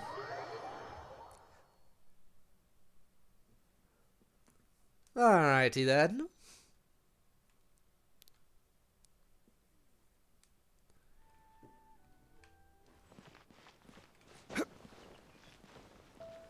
Ha! Just in case we run into Linny, huh? Well, look who it is, if it isn't Linny himself. Lynette, you're, not at rehearsal? No. You can drop the act, brother. In fact, I don't think either of us will have a need for acting anytime soon. You should know better than to try and keep something from me. You've never been able to do that, even when we were kids. And that's why I tried to distract you with the masked mime show. But I guess you're just too good. Have fun with the game. Oh, I will have fun. Care Thanks to for introduce checking in. us to Appreciate your it. See new you around, assistant? Tormuse. This is Officer Shavras, captain of the Special Security and Surveillance Patrol. You may have met her already. We meet again. Nice to see you. Again. I should clarify something. Mr. Linny's here at my invitation, not the other way around. To borrow your expression, Miss Lynette, I suppose that would make him my assistant more than anything. We've brought on Mr. Linny as a consultant in the past. He was instrumental in helping us crack a case involving a perpetrator who used magic tricks to commit crimes. I was hoping he'd be able to provide some valuable insight this time He's around truly a great magician. Are you here because of the Lefevre case? So you've heard everything then? Kind of. That's exactly why we're here. There's always been questions surrounding the fall of the Lefevre family. Some people even believe the House of the Hearth was involved. Yes, Whoever because was that is behind it all accurate. was extremely cautious. They didn't leave a shred of evidence. This very fact, however, leads me to believe it was indeed the work of that harbinger. Oh, really I took a now? look at the entrance and exit records of all the carriages that night. Let's just say it wasn't hard to deduce that there's ill will between you two. Don't worry, I don't have any evidence to that effect, and I certainly don't plan on going to bat for such a despicable family. Plus, you were victims back then more than anything. I sought Mr. Linny's help with the smuggling case. Nothing more. You're really teaming up with the House of the Hearth. I mean, we have teamed up with Fatui in the past as well, so, you know. The way I look at it, it's a collaboration between us as people, not the organizations we represent. Besides, by working together, we can expose the truth as quickly as possible. You can hardly say that's at odds with the justice my organization strives for. I'm assuming you wouldn't be opposed to some extra help. Not at all. I was planning to invite you from the very beginning, Miss Lynette. It's just that my assistant here raised some objections. Well, we object to those objections, so Linny, let's get to it. I'm not the same person I was back then. That little girl who did nothing but cower in the corner in fear, she doesn't need saving anymore. Little sisters don't stay little forever. I'm sorry, Lynette. You're right. I let my concerns get the better of me. Oh, and the next time you want to distract me, you should try a different approach. Yeah, what Bonnie said. Who's this? You pick up a stray while I was gone? It's a bit complicated. I'll explain later. Anyway, her name's Bonnie. Well, if there are no objections, then I suppose the only thing left to say is... Lynette, Traveler, welcome to the team. Alright, what do we investigate first? Travis and Lenny share with you what they've learned over the past It appears the Lafayette family was very particular in their use of insignias and something. emblems. The family would use different emblems to mark differences in status, blood relation, and the like.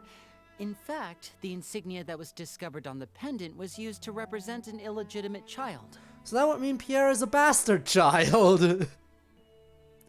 Yes, he's a fucking bastard. It's highly likely. That very status might have been what allowed him to emerge from the fall of his family relatively unscathed. It would also explain why he was able to assume a new identity as a researcher with relative ease. We discovered something interesting, though. After talking to some of his co-workers, it appears he pretty much works at the Institute in name only. He's practically been cast out. Wait, what happened? Apparently, Pierre was once addicted to synth. He tried to use the resources at the Institute to create a substance with a similar effect. And now there's this imitation synth going around. What a revoked his coinky-dink. access to the relevant materials regardless. He was placed on disciplinary leave, pending a thorough investigation of his actions. But it seems the Institute ran into some trouble along the way. Could have been a lack of personnel or a timing issue. In any case, they had to table their formal investigation into Pierre. Unfortunately, that also included reporting any relevant information to the higher authorities. As for his family background, it appears none of his co-workers at the Institute were aware of that information. All they could tell us was that he was quite the recluse. So he was an addict, he was researching a substance with the same effect, and now he disappeared when looking into when people were looking into imitation synth. Yeah, that all adds up, that makes perfect sense. Did you find anything useful at his residence? Other than the pendant, we didn't find anything else of note at his residence in Poisson. Based on the samples of imitation synth we've been able to analyze, it appears the substance leaves behind strong traces wherever it's produced or stored. Those traces might not be obvious to the casual observer, but they're not something our guard poodles would miss. Pierre's home, though, came up completely clean. So wherever he made it was We didn't not find any at his records home. indicating possible involvement in overseas transactions either. So, the Marechaussee Phantom didn't view him as a major suspect at first. Maybe he had a separate, dedicated area where he made the imitation synth. Well, his neighbors did say he was often gone for long stretches of time. You would think with him out and about so much, people would have spotted him around Poisson, but residents said they barely ever saw him in So town. he definitely was hiding somewhere. If his reclusive nature was just a matter of keeping a low profile, I guess it would make sense for him to have a secret base to carry out his business. After he disappeared, the guards conducted a thorough search of Poisson, but they didn't come across any suspicious locations. Poisson. What is it, Lynette? You know Hotel de Boer, where I first found Bonnie? To get there from Poisson, you have to cross a stretch of ocean. It's not somewhere a cat could just wander off on its own. A cat? True. You mean... Which means that he kept Bonnie the cat is Pierre's cat. not at his home, but somewhere When the else. Marechaussee Phantom first tracked him down, I remember there being something about a cat in their report. So this is her? From what we've learned about Pierre's habits, he doesn't seem like the type to venture out without a purpose. So what you're saying, Lynette, is that Bonnie couldn't have gone missing in Poisson. If that's true, then... She must have wandered off only after Pierre brought her to his secret base. Exactly. Bonnie might even know where it is. There we Wait. go. You think the cat can lead us there? But she's not trained like one of our guard poodles. How is she supposed to understand what we want her to do? Well, we have Lynette for that. Sorry about that. Jesus! I'm getting sick now. Oh no, again. I don't like my chances with this. I'm just gonna go with Lynette, as I said. Meow. Meow meow. Meow.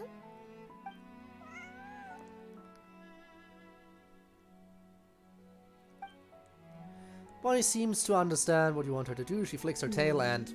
Near too the fast. coast, the beach, and beneath the cliffs. The place we're looking for is most likely north of the court of Fontaine.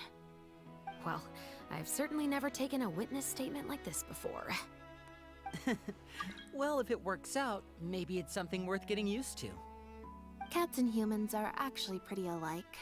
When it comes Are to we communication, most of what Are we want cats to and convey humans can be also accomplished through alike? body language alone. But humans tend to rely too much on speech to ever take advantage of that fact. Of course, body language has its limitations. You're not going to be able to get across anything too complicated. Catgirl wants to know your The location, important thing is that apparently. we now have a lead. And no Let's invites try right and find now. a place that matches the clues Bonnie gave us. Wrong Catgirl. We're involved with a different Catgirl now. Very busy. Alright. Oh great, that's right next to the teleport point. Couldn't be placed any more conveniently.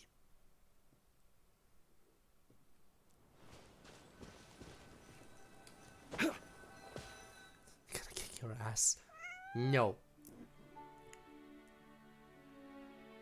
Seems like Bonnie is trying to take us somewhere.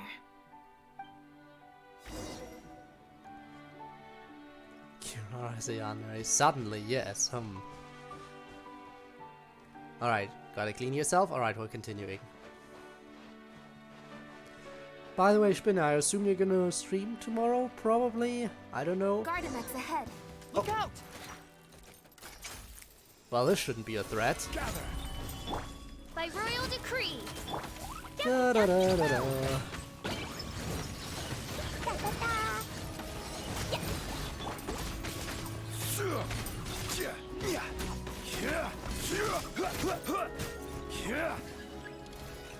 By the way, can you make a full Catgirl team so far in the game? I don't think so yet, right? I think...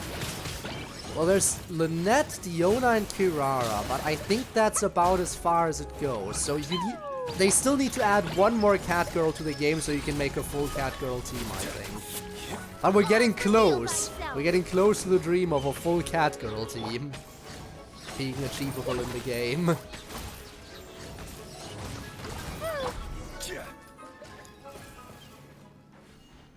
I wonder when we're getting another Catgirl. It has to happen at some point. This is our destination? Really now? Wow, Lynette, you found this place so easily. If I thought there was any chance you'd say yes, I'd recruit you into the Special Patrol here and now. No questions asked. Sounds familiar. I pretty much receive letters daily from people trying to poach her from me. Let's just focus on our search. There's a lot to investigate.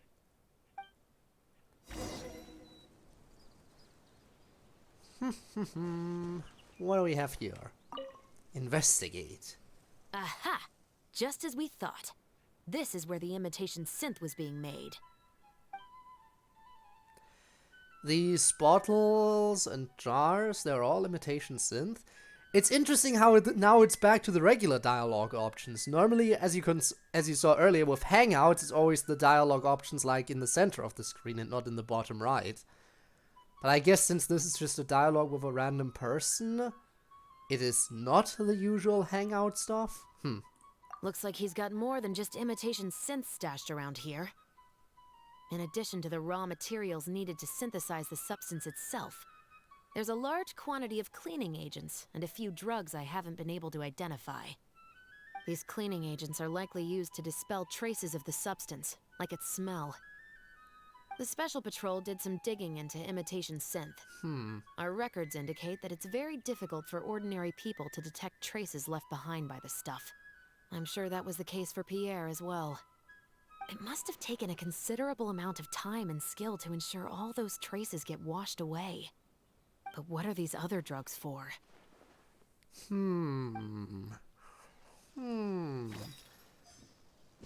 Curious. Alright, what do we have here?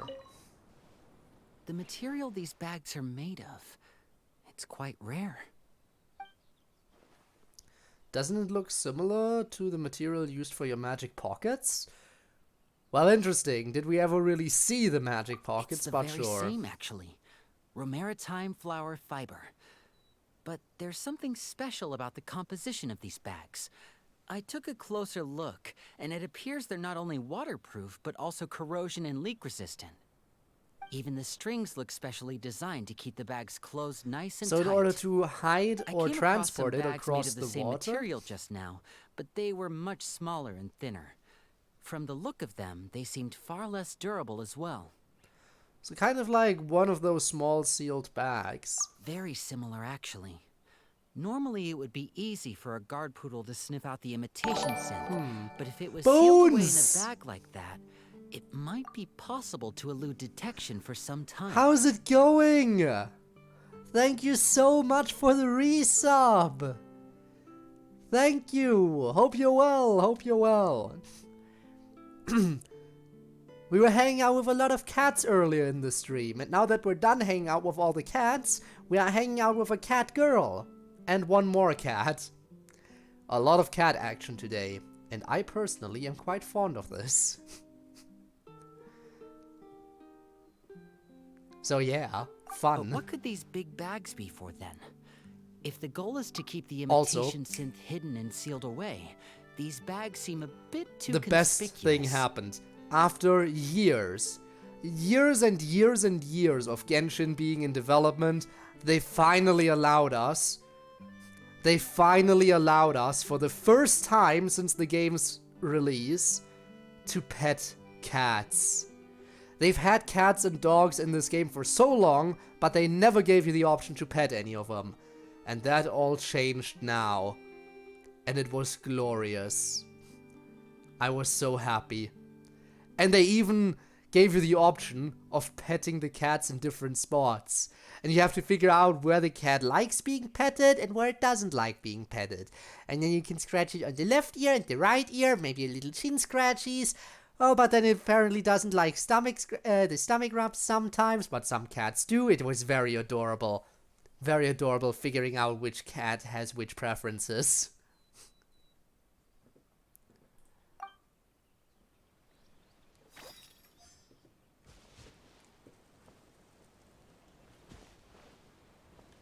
Also, hi, dear Daniel? Danielum? Dear Danielum? I hope I said that correctly. Hi, everyone. I see you're new here. Hello, how's it going? Dear Daniel, okay. So I'm probably just gonna call you Daniel then. Hello there. How is you? Hope you as well. Look, I finished the cat event.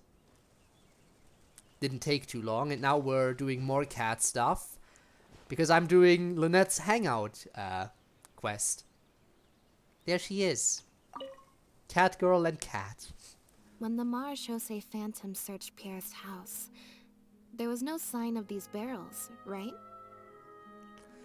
He must have moved them, but carrying them all the way out here would attract way too much attention. Pet dog soon too. Who knows, maybe they will do that at some point. Honestly, they should have had the option to pet animals from day one. And one thing that I am kind of terrified of is when the event ends, does that mean they will also remove the feature to pet cats again? Like, they only introduced that feature for this event. So if the event ends, does that mean that feature fades into obscurity again? I hope not. I hope that option stays around for in some way, shape, or form, because it would be very sad for that to no longer be a thing. It's adorable. But yeah, we need justice for the dogs as well, I agree. I fully agree. How did he get them here then? Examine the barrels. Testing that option to pet animals. I hope it's just that they're testing it and adding it for real afterwards. Like right now it's only in that limited spot, and maybe that's a test, and then they're giving it some time, and then you'll be able to pet the animals anywhere in the on the map, and not just in that one specific location. That would be very fun. There's a talking cat? Interesting. You know, Genshin already has a talking cat in Inazuma. On that one island, there's a cat shrine, and one of the cats there can talk. So having a new talking cat wouldn't be all that strange for Genshin, I'll admit it. The barrels show signs of water damage. Dried up water stains can be seen around the circumference of the barrels. So moving stuff by water makes sense. There seems to be a pattern to the location of the water stains. For some reason they appear to be limited to the lower half of the barrels, so they were swimming. They were floating and were transported across the surface of the water. That's what they're telling me. Petting to the teapot? Either to the teapot, or if they're really, really generous, just being able to pet cats and dogs anytime you see them on the map. Because why wouldn't they? Why wouldn't they allow you to? Well, then again, maybe it's effort, but come on. Come on, they have to. The lids don't seem very tight, leaving sizable gaps around the edges, but there doesn't appear to be any traces of water inside the barrels. Only the lower halves of the barrels appear to have been submerged in water. Mm-hmm. So they were transported that way. Based on the various ingredients we've found, this appears to be where Pierre was cooking up his imitation synth. It looks like he used a special cleaning agent to get rid of any residual traces of the substance on his person before he left. That's how he was able to get past the guard poodles. That's why the Bergership Phantom didn't find anything suspicious in his home. So then he transferred the imitation synth into small sealed bags and took it somewhere else for the drop-off. No. I don't believe our suspect is the kind of person who'd go around carrying incriminating evidence with him. That would potentially create too many eyewitnesses. The cleaning agent and the sealed bags might get past the guard poodles, but if a member of the public or even a guard on patrol happened to see him during the drop-off, a quick search would reveal everything. That's still a very risky operation. How about if the drop-off happened at sea? There'd be no one around to see him. Exactly, the barrels were definitely moved across the water. And all the bags are waterproof, it makes sense. The barrels we found were wet around the base, but the top half was dry. As if they'd been standing upright in the water. Yes? If you put a barrel in the water, it will normally float on its side. Unless it's heavily loaded, in which case it'll sink. So he must have used something to tightly seal bags full of air. Turning them into airtight flotation devices. Yes. With flotation rings around the body of the barrels, they'd stay upright in the water. And then he could afford to load them more fully. You think he used floating barrels? I suppose if he acted at night, when there are very few other boats around and visibility is low, it's a valid theory. We can't rule it out. But then, wouldn't the barrels be carried off by the waves or the currents? How would the person doing the pickup know where to look? Sounds difficult to keep in one place, kind of like certain pets. I mean, you could probably anchor them somehow.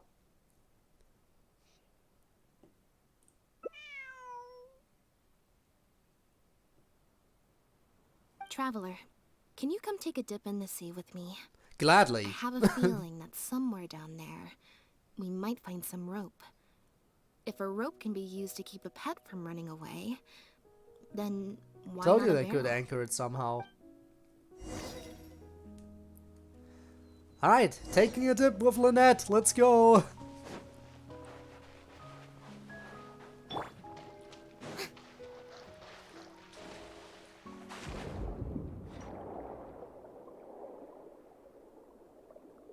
Well, that area looks suspicious.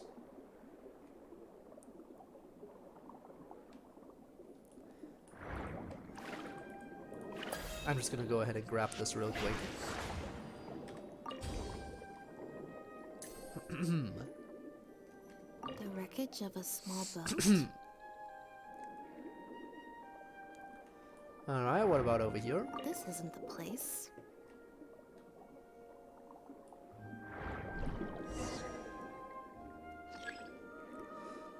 Success! There seems to be something odd over there. Thanks for the perception check. A rock with a rope. Got it. Time to go up and report. Very sus.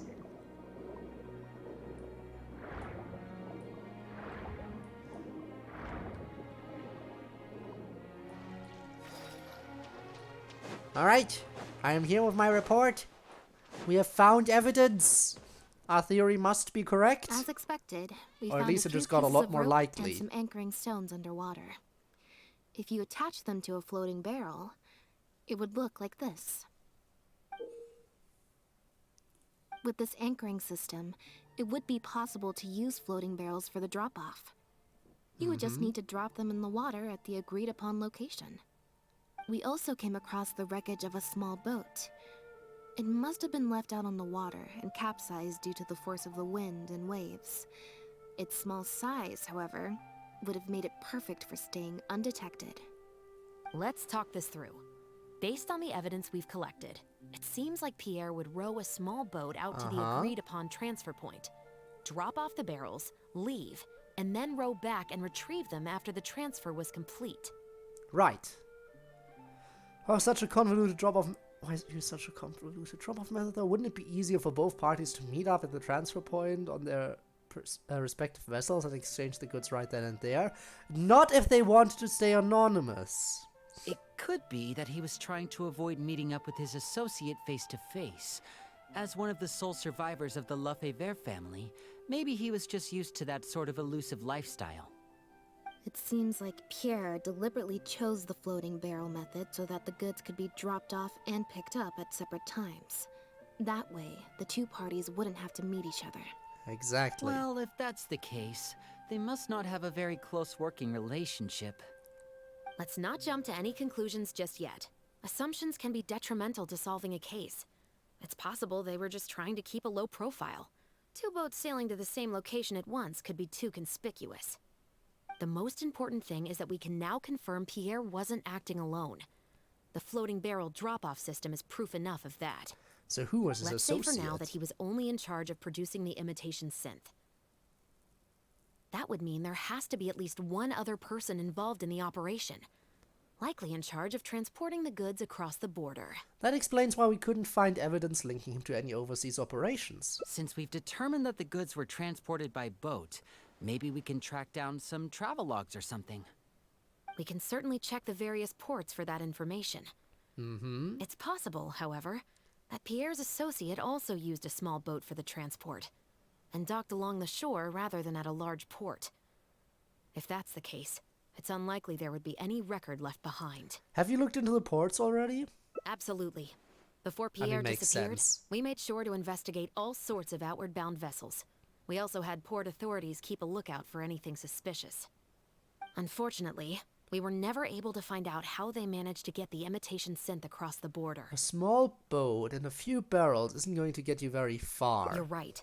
Whatever vessel was used for the pickup, the person responsible for smuggling the substance out of Fontaine would have had to use a larger vessel for the actual transport.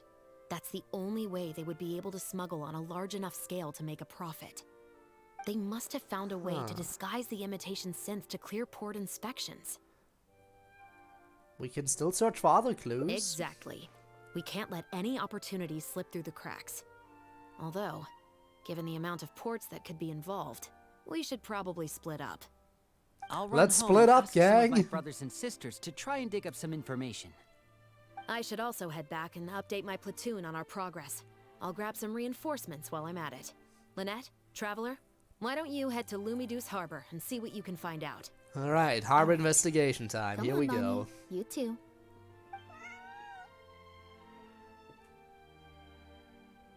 Cat.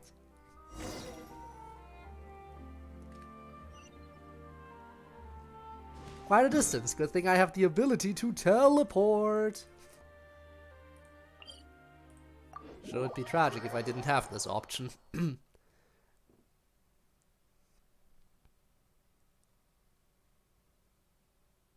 Also, how nice. No flashbang this time. Because it's nighttime, I guess.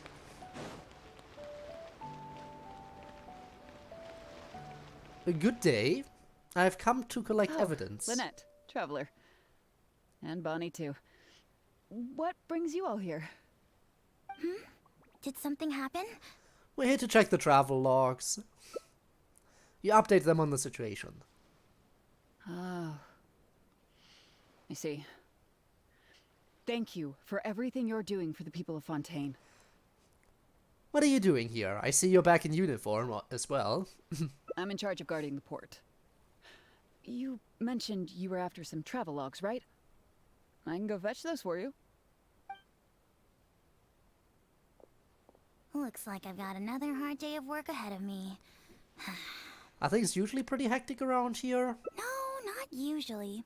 It's this incident that happened recently. Before that, everything was normal. All we had to do was confiscate anything suspicious and we could call it a day. Pretty simple stuff. But things are much more complicated now. We somehow let suspicious cargo pass through the port undetected. Not even our guard poodles were able to sniff it out. Even worse, we still don't know how the perpetrator was able to conceal the goods so well. Yeah, I gotta figure that shit out somehow. That's what we're here for, by the way. Yep. However, prohibited substances are just one example. We confiscate all sorts of contraband during the course of our inspections. Or at least, we're supposed to. Gotta figure out how they are able to hide the goods you confiscate? Oh, we keep them in a storage locker. If they turn out to be something particularly dubious, we'll turn them over to the Maison Orderly. If the goods are only slightly suspicious but could otherwise be harmless, like raw materials that could potentially be used to create contraband, we return them to the ship they were confiscated from, instead of letting them pass through the port. Sorry for the wait. These are the travel logs for all the recent activity at the port. Oh no, dog. You brought Gerard with you. Cat Actually, better. He followed But me dog. himself. Pet It's dog like too? He smells something on me. Borv. Can't pet dog. Can't pet cat either right now. Huh. I wonder why Gerard is reacting to you two so strongly. Could be because we just left the place where the imitation stuff was made. Huh? We were so careful not to touch it, but we still ended up with traces on us. If it leaves a residue so easily, I just don't understand how the culprit was able to disguise the goods at all. Why don't you have a look at the travel logs first? All ships coming in and out of the port are recorded here, except for the ones the port authorities ride to and from work. After the numerous travel logs, you know, 7 instances of humane society. Where the Humane Society is listed.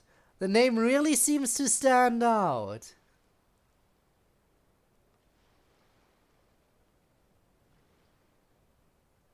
That one person who claimed to be from the Humane Society was acting pretty sus. Like maybe it was actually his cat. But then he realized that the other person might be a guard, so he was like, damn it, I probably shouldn't take this cat back with me and pretend. Very suspicious. The Humane Society and the director we ran into earlier trying to pick up this cat that belongs to a criminal. I don't like how these dots are connecting. Humane Society. The Humane Society. We've encountered that organization before, right? Their name is all over the exit logs. The purpose for leaving is always listed as overseas adoption. Ah, the director of the organization explained that actually. He said a lot of the cat and dog breeds unique to Fontaine are also very popular overseas. So his organization offers an overseas adoption program. Bernard, the director of the Humane Society, was the man who came looking for Bonnie. Yeah. This Bernard couldn't be Pierre's hidden... Pierre hiding his identity, right? Could not be, right? Totally not, right? The cat that fled from Pierre looks just like the cat that the Humane Society is looking for.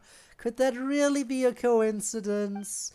It seemed as if Bernard was also hiding something. He seemed so insistent, but only ran a cursory check before just leaving like that. When he came looking for Bonnie earlier, what if he wasn't actually there to check if Bonnie was his missing cat? Maybe he was there for some other purpose. Have you figured it out too, Traveler? The way the criminal disguised the goods?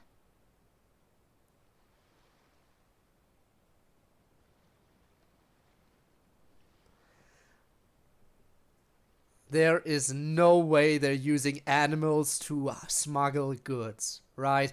There's no way they're using actual animals to hide the goods. They wouldn't. They couldn't.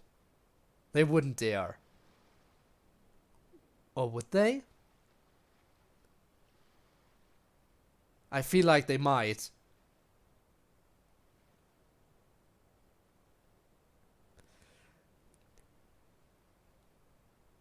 Criminals! Small... Okay, listen. They have small bags that are not only waterproof, but also corrosion resistant.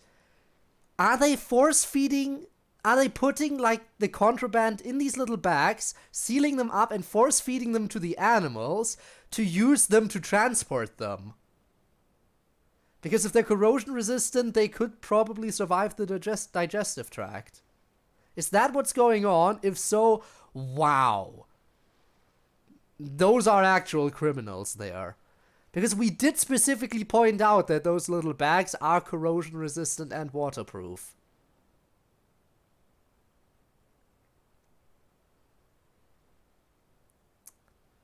Humane Society, my ass. When Bernard asked to take a closer look at Bonnie, he was actually checking whether there was any imitation synth in her stomach. He was using the animals at his shelter to smuggle imitation synth. Wait, what? The sealed bags we found at the secret base.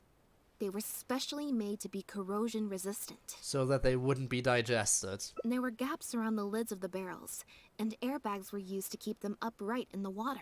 So that the animals would be able to breathe. Those drug shovers found at the secret base.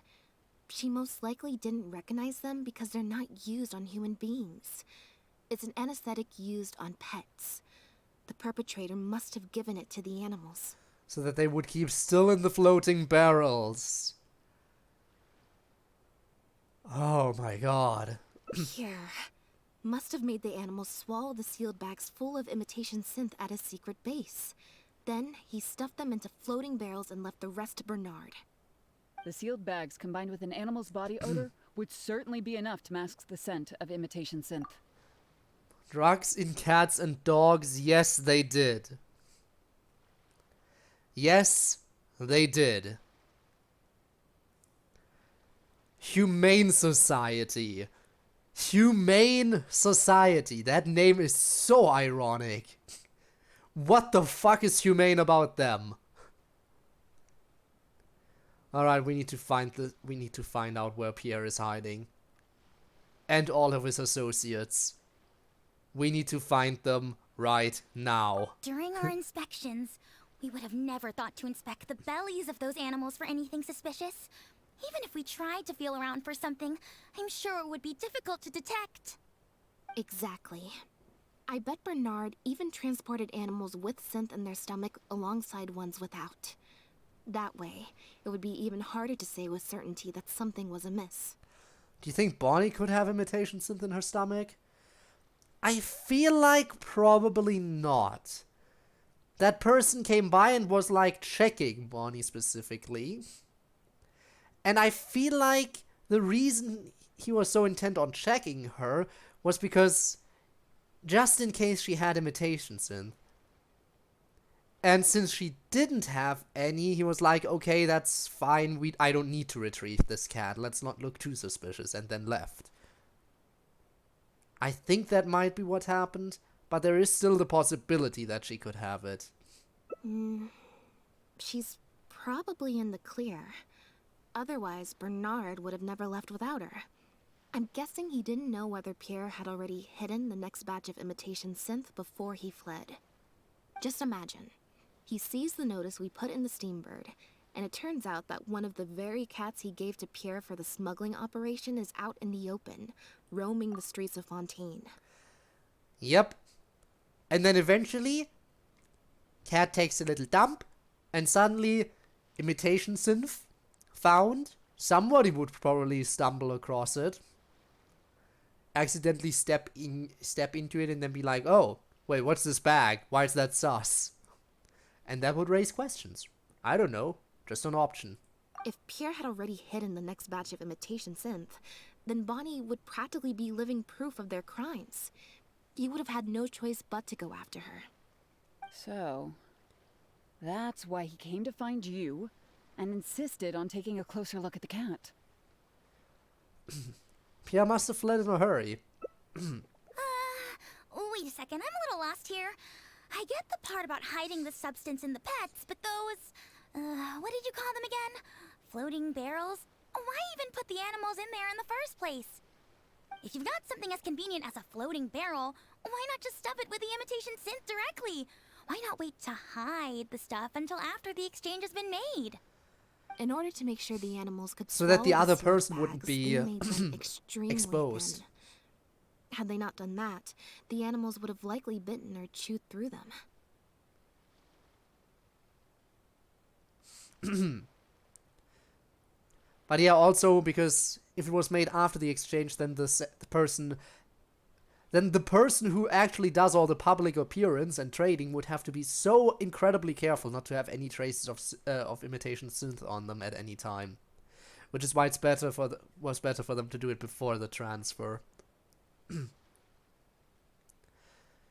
imitation synth leaked out. They would also have needed a lot of cleaning agents to get rid of the resulting smell. That step would have required a lot of energy, as well as a certain amount of technical expertise.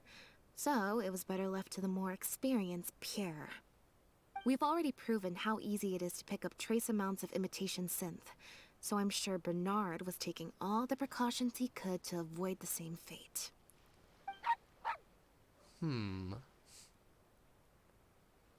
Okay.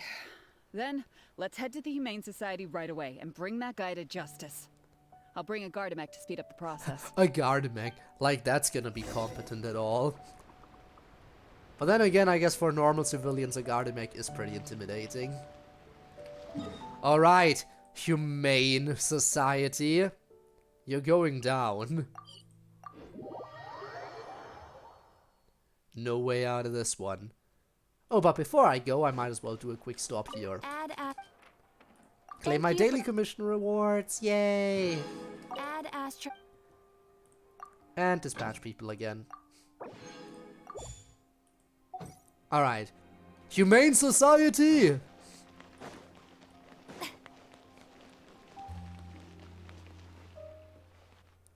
The headquarters of the Humane Society should be somewhere around here.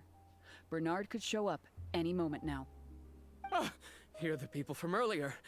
Wait, you're from the guards? Well then, hi Bernard. Prepare to die. After him! We can't let him get away! Let me move! Can't let him get away. Game refuses to let me move.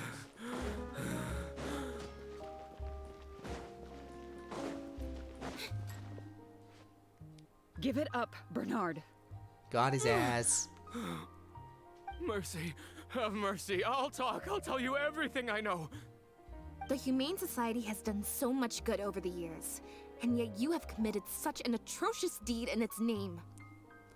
Yeah, Look, not very I didn't have humane a of you, choice, is it? okay? My father cared about those blasted animals so much, he didn't bother to take care of his human wife and son at all. While those animals were showered with love, I lived worse than a dog. No one asked. Tell me, how did you first get to know Pierre? Well, After I took over the Humane Society, it gradually became harder and harder to maintain its operations. Probably because you, Until one unlike day, your someone father, don't suddenly care passed about me these a letter. animals. It said that I could stand to get a large sum of money as long as I helped them to transport some animals abroad. It was only after a few such transports that I finally understood what I was really transporting. But then, Pierre wrote to me, saying that we were already partners in crime and that I better keep cooperating with him if I didn't want to be reported to the guards. Bernard's expression seems a bit unnatural. There was a hint of dishonesty in his trembling voice. Damn, I'm still succeeding all these checks. Amazing. He's lying. You knew it from the very beginning, didn't you? The reason why you had to go through so many steps just to transport some animals.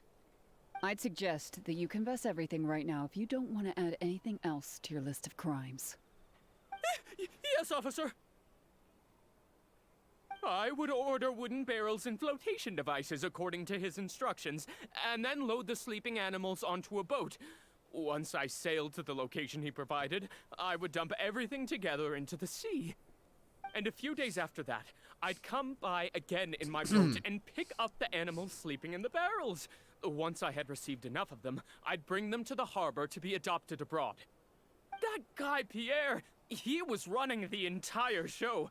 Set up all the meeting times and found all the foreign adopters. Oh, and he even supplied all of the goods too. I just did the transport. He was the one who planned out and executed everything else. The question of so where is he now is not gonna work too well. Let's face it, a big part of why they did it like this was so they didn't have to meet in person. Bernard probably has no real idea about the specifics of Pierre. Pierre specifically made it this way so that he couldn't be easily found out even if Bernard was caught. That is definitely a thing here. It's not gonna be that easy, but I'm gonna ask anyway, so where is he now? Look, I don't know, okay? I've never ever met him in person. We've only ever communicated through letters. And when did he send his final letter to you? Just last night. He said that the Marechaussee Phantom is now after him, so he's planning to go into hiding for some time. He didn't mention where he's thinking about going, though, but he did tell me to look out for the guards. It's been a few days since Pierre's last appearance. I'd wager that he sent that letter after he found his hiding spot. So where is that letter now? I burned them. It was on his orders. I had to burn every letter after reading them. I wasn't even allowed to share them with the rest of the society employees. Sure sounds like you're trying to use the lack of witnesses or evidence to pin the blame on Pierre. No, I swear, this time I'm only telling you the truth. Well, we can check the truth of your statements at the Opera House. I hope you know what'll be coming for you if I were to find any discrepancy between the evidence and the testimony you just gave. I know, I swear I was just telling the truth. My thanks to you both. Had it not been for you, I really don't know what would have happened to this case. Bonnie helped, too. Yeah, the cat did all the work. That's true. It was all thanks to her that Bernard was finally exposed. Thank you, Bonnie. Bonnie suddenly runs and hides behind you and Lynette. Oh? And it looks like she's grown quite fond of you two as well. Then I'll leave you be. Just let me know if you find any other new leads. Lynette's expression seems a bit unnatural. It seems that Lynette still has something on her mind. I mean, we still haven't found Pierre, so we're not done yet.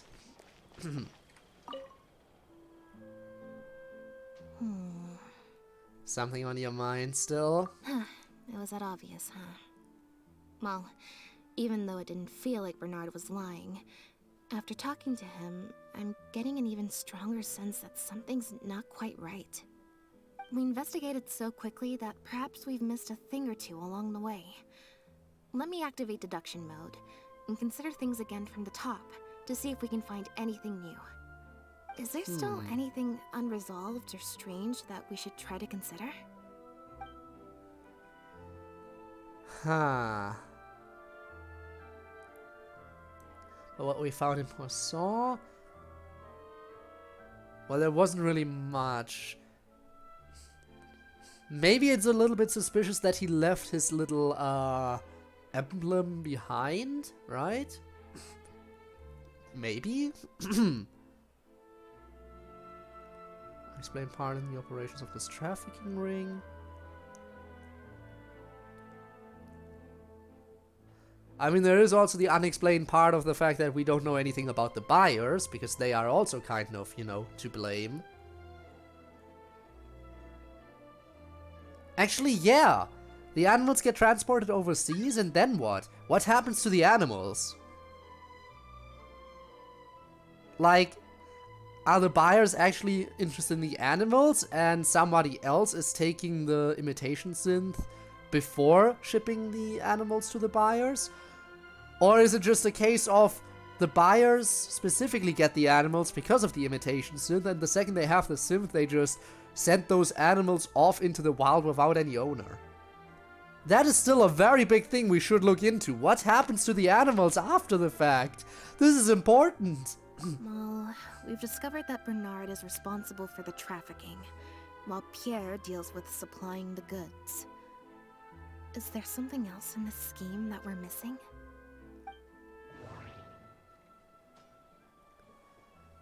Okay, handoff. Interpret. We've already proven that Bernard and Pierre coordinated their handoffs by passing floating barrels to each other on open stretches of water. Is it the connections then? Any past member of the Lefebvre family would probably have a number of connections outside of Fontaine. Ingredients? According to Chevreau's investigation, Pierre has been formally reprimanded for his synth-related research and can no longer get any materials from the Fontaine Research Institute. True.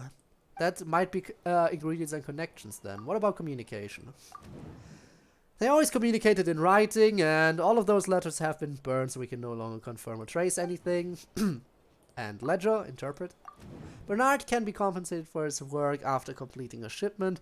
No suspicious records would be left as long as he receives the funds as an individual rather than through the Humane Society.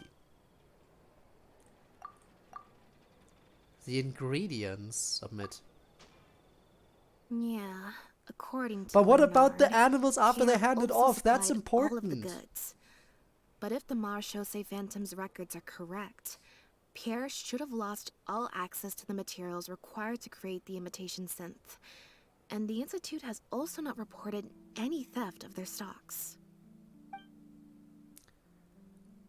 Alright, so there's more about what we found in Poisson. So maybe someone is intentionally putting the blame on Pierre then. Because Pierre wouldn't have access to those materials. And then the little emblem was specifically left behind as if to draw attention to him. And the fact that the letters were burned, maybe because partially it's not Pierre's handwriting? Maybe someone is specifically blaming it on Pierre, but it's someone else doing it. It's a possibility that we can't ignore. About what we found in Poisson. The Marechaussee Phantom found Bonnie and the Lefebvre pendant at Pierre's residence. That was the beginning point of our investigation. The pendant. Interpret. The pattern on the pendant is proof that its owner is an illegitimate child of the Lefebvre family. But this shouldn't be all. The pet handoff. According to Bernard, the trafficked animals were taken directly to Pierre's base rather than to Poisson. So why was the cat there then? Bonnie. Bonnie has been with Pierre ever since the first meeting between Pierre and the Phantom. That's why LD came looking for her, but that shouldn't be all. So Bonnie wasn't actually technically involved in this stuff. The end of Lefebvre. Her family is infamous in Fontaine, and even their innocent scions became targets of revenge, but Pierre just carried the pendant with him as if it was an ordinary piece of jewelry. Someone's blaming it on him then. Well, I can only associate with this. Initial suspicions. Pierre became the key suspect in the case because of a suspicious cat and a suspicious pendant. Why would he leave such an obvious trail for us to follow? Exactly, someone is blaming it on him. Oh home? shit. Pierre's innocent. Pierre is innocent. Someone is pretending to be Pierre in the letters. Okay. But who is behind it in that case? Who is the actual mastermind? About Bernard's letters. Bernard claims to have received a letter last night from Pierre. In the letter, Pierre stated that he had gone into hiding. Is there something wrong with the letter? Since he had been missing for a while at that point, why would he risk being exposed by sending a letter at that point? Because we already confirmed that he's been missing for several days.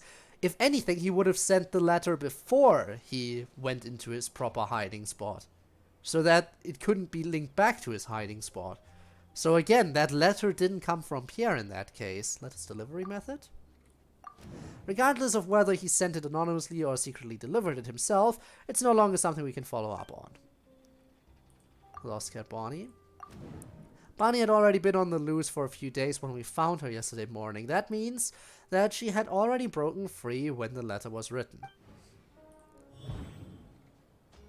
The letter's purpose. If the point of the letter was to tell Bernard to get on his guard, then why didn't he also warn him about Bonnie? Escape location. The letter didn't mention Pierre's hiding spot, although it makes sense that Pierre wouldn't want anyone to find him. If Bonnie had imitation synth in her body, then she was a liability that had to be recovered at all costs. But if she wasn't carrying anything, then it would have made sense to tell Bernard not to worry. And thinking about it, Bernard only attracted our attention in the first place because he came to look for Bonnie. Could it be that the person who wrote the letter also knew nothing about Bonnie's whereabouts? Or they had a separate goal entirely? The final question is, why did I sense that something wasn't right after hearing Bernard's testimony? Even more so than before. Pierre's conflicting behavior. Pierre made such a complicated operations plan, yet also exposed himself so easily to the investigating guards. Does Pierre have multiple personalities? I thought it was just someone pretending to be Pierre. Are we really going with a multiple personality thing instead? Almost feels like the plan and the expose were done by two separate individuals and Pierre was set up. Yeah, two separate individuals. That doesn't mean he has multiple personalities, though, specifically. Both written letters and handoffs using flotation barrels are methods of communication that can be intercepted. Your accomplice was never met. Bernard has never met Pierre in person. I mean, that's the only thing I could associate it with. There's still a third person out there. Even Bernard himself never knew that it wasn't Pierre that had been pulling the strings all along. It was someone else. Why are we saying multiple personalities? It's just a third person. Submit. Deductive mode deactivated. I think we may be close to the actual answer.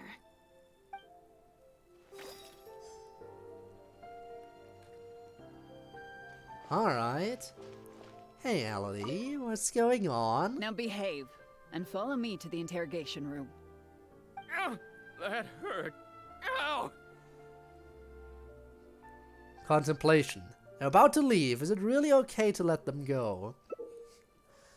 Adequate preparation and friendly aid can sometimes affect the result of these checks. Your current check bonuses will add it again.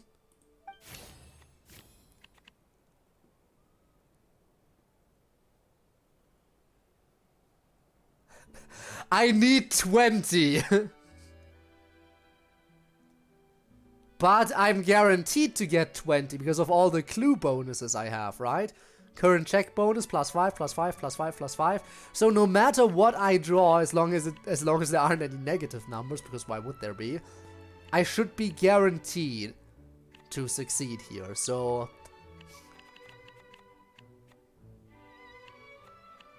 this. Oh, I'm picking the last one. Okay. 19! 39, I think I win.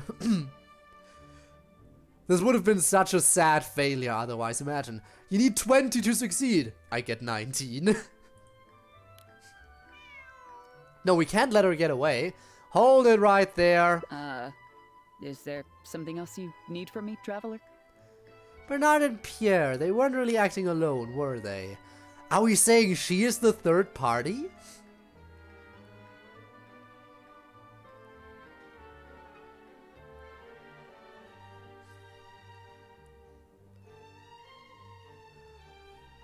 But how? How would this add up? How would it add up for her specifically to be the third party?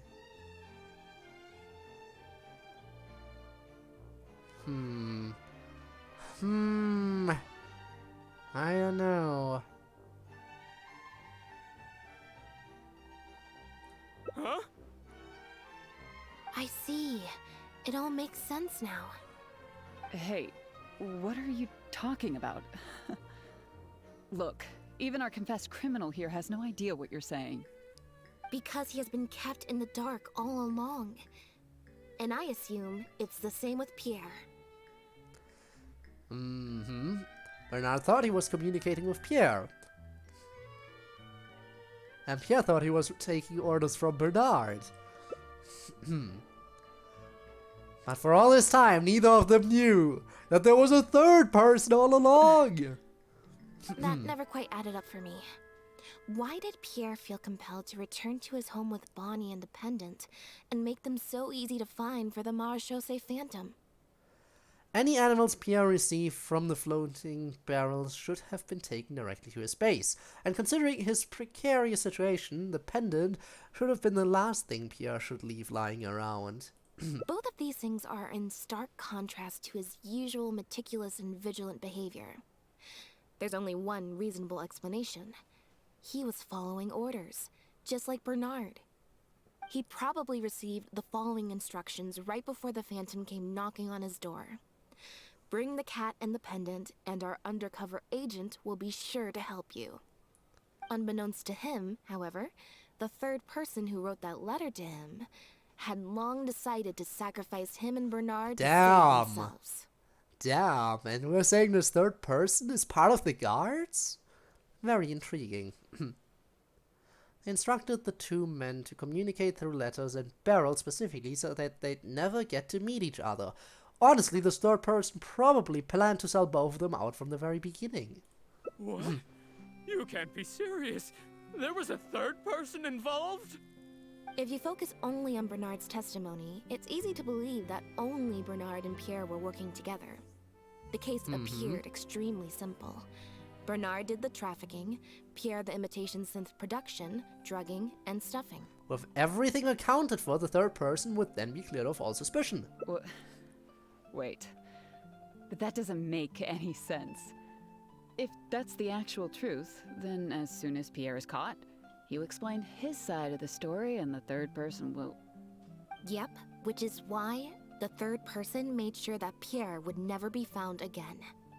Once they had instructed Pierre to expose himself, the third person wrote to Pierre again, suggesting that everything had been taken care of, and he should take Bonnie and safely return to his base. Then they ambushed Pierre and made him disappear. Wow. Well thought out. Of course, Pierre's disappearance at such a sensitive time immediately made him a prime suspect. Knowing that Bonnie had last been seen with him, all the third person would have to do from that point on would be to lead the Phantom to investigate the Humane Society and get Bernard to confess the truth. Bernard would then testify that Pierre was the one who came up with the whole plot, and Pierre would be seen as having gone into hiding in anticipation of getting caught. Wait, so you're saying that the letter I received yesterday, the one that made me think Pierre was still alive, it was also sent by the third person? Yes. Is that what happened? I'll get back to our quarters right away and reinvestigate this case Not from the so top. fast. Apparently we're suspicious of you specifically. But I'm still curious as to why we're suspicious of her specifically. Is it because she also came looking for the cat immediately? But no, she specifically set it up to be that way.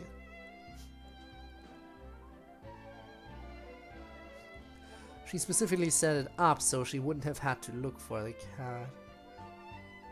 Huh.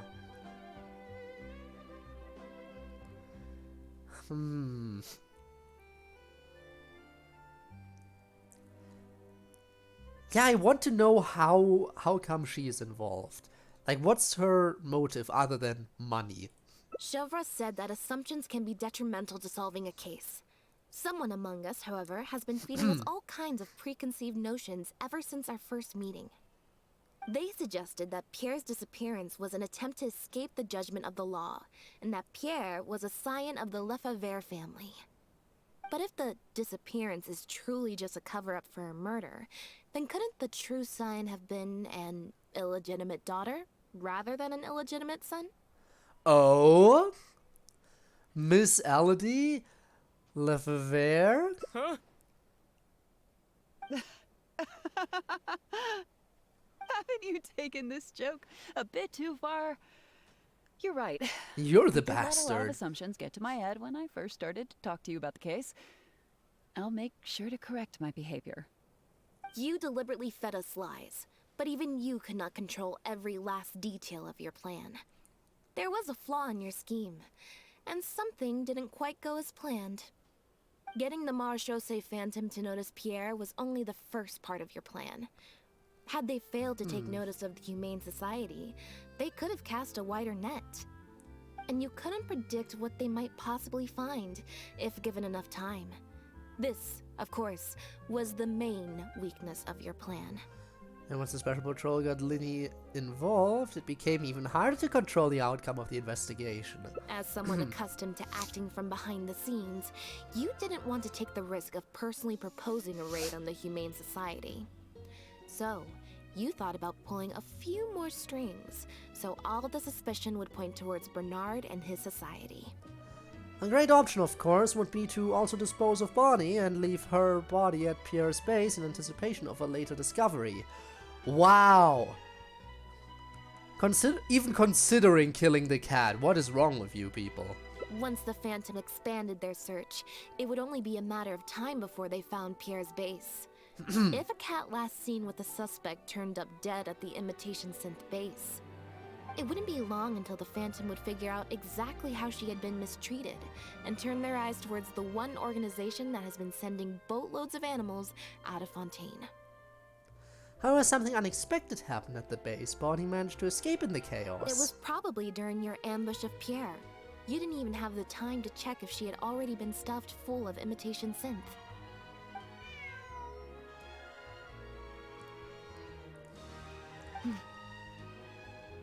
Still, you soon found another opportunity.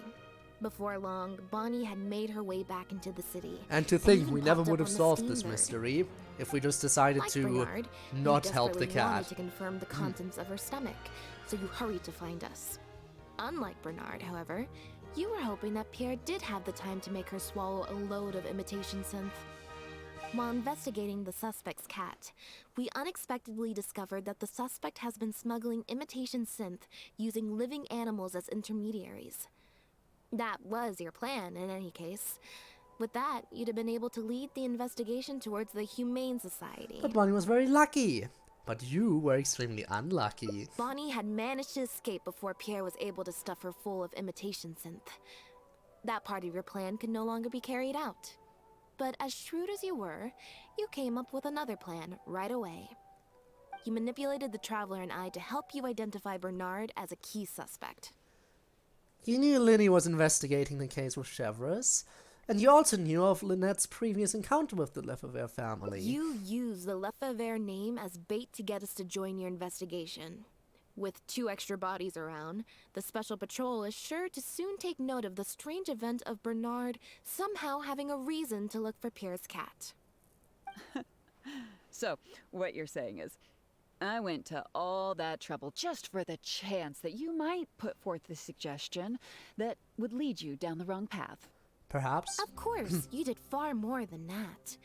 Just now at Lumidu's Harbor, were you not the person who highlighted the suspicious activities of the society? By showing us the port's travel logs. You even highlighted the society's activities during your compilation of the logs, so they'd be immediately visible to anyone examining the records. Moreover, the logs contained no records of the Port Authority's activities. In other words, your activities. And what are you trying to suggest with that? I am insinuating that you had plenty of opportunities to transfer the raw materials for imitation synth from the harbor to a boat, and then sail over to the meeting place full of floating barrels. Once Bernard had placed the animals in the barrels, you'd open the lids and also dump in the raw materials. As long as you did it before Pierre came for his pickup, there'd be no one the wiser. And that's how neither the trafficker nor the manufacturer knew there was a third person who supplied the raw materials, and surreptitiously operated between them. First, you get in touch with both parties and secure the raw materials, then you instructed Bernard to prepare the floating barrels and the animals. After that, you slipped the raw materials into the barrels next to the animals and requested that Pierre pick up the barrels and bring them back to his base. Pierre manufactured imitation synth using the raw materials you provided, stuffed the animals, and placed the animals back into the barrels. Having received the green light from you as Pierre, Bernard then retrieved his animals and shipped them out of Fontaine once he had received enough for a full batch. This is the truth behind your smuggling ring. This is the truth behind the case. I never put two and two together. You've sure got an extremely lively imagination. So what do you think she's going to say next? But do you have any evidence? But do you have any evidence? Obvious. It appears that it's quite easy to predict what you'll think or say. Then if we apply that to this case, we can also think of a few places to look for incriminating evidence. You know very well that this case will not end until Pierre is found, so you will have him commit suicide out of fear and shame to end the investigation for good. That way, you can also pin the blame for the overseas smuggling activities, the theft of the harbor's confiscated raw materials, and even the Lefebvre name on him. After all, dead men tell no tales. But you still want it to appear as if he had sent that last letter to Bernard, so you have to make sure he cannot be found until after Bernard has confessed to the authorities. To do that, you either will hide his body until you've found an appropriate time to set up a fake suicide scene, or you'll dump it someplace where it'll be hard to determine the exact time of death. Submerged in water, for instance. The location would ideally allow you to keep the body hidden for some time while also letting you keep an eye on it. You could also keep him in a very cool environment to be handled later, set a fire to make it look like he had burned himself to a crisp. An example of such a place may be somewhere in your boat or underneath the waters near Lumidu's Harbor. There are only so many options to hide a person's time of death, after all. As long as the Phantom investigates each of the possibilities in turn, they'll surely find Pierre's remains. Especially since, as the prime suspect who will now be taken into custody, you will no longer have the time to move him, or set up a fake suicide scene to cover up the murder. How absurd. And on what grounds will you order my arrest? Don't think for a second that your spouts of nonsense will amount to any kind of real argument. After all, I'm under arrest. As the captain of the Special Security and Surveillance Patrol, I hereby declare you as a suspect in the case. If you have any objections, you may raise them later during interrogation. How fun! Were you listening in, or did you also come to the same conclusion? You're here too! That's right. We received a message from Lumidu's Harbor that you were going to investigate the Humane Society. We didn't expect to run into you at such a critical moment. While at the harbor, we noticed something else extremely interesting. Oh. Apparently, you often used all kinds of excuses to swap your shifts. And if one were to match the times of your shifts to the activities of the Humane Society and those of certain foreign ships, they'd find them to be an exact match. Get royally fucked. That's just a coincidence. Yes, I'm sure you have already thought of a dozen different ways to explain away the suspicious activities. But as far as evidence goes, that should be enough to warrant taking you into custody. Don't worry. If it turns out that the guards are still unable to find any evidence after all this, Lynette and I will do everything in our power to clear your name. But it won't come to that. Although judging by her reaction, I assume no follow-up from us will be needed. The Lefebvres were infamous for using disguise and infiltration to achieve their goals. Who would have thought that they would have planted someone within the guards? Damn. Judging from the timeline, they likely arranged for you to enter the guards before the fall of the clan. But they probably didn't expect you to turn it to your advantage and use your job to save yourself during the purge. Damn. Not only that, but you actively participated in the interrogation, arrest, and judgment of the Lefebvres during their fall, thus clearing yourself of suspicion.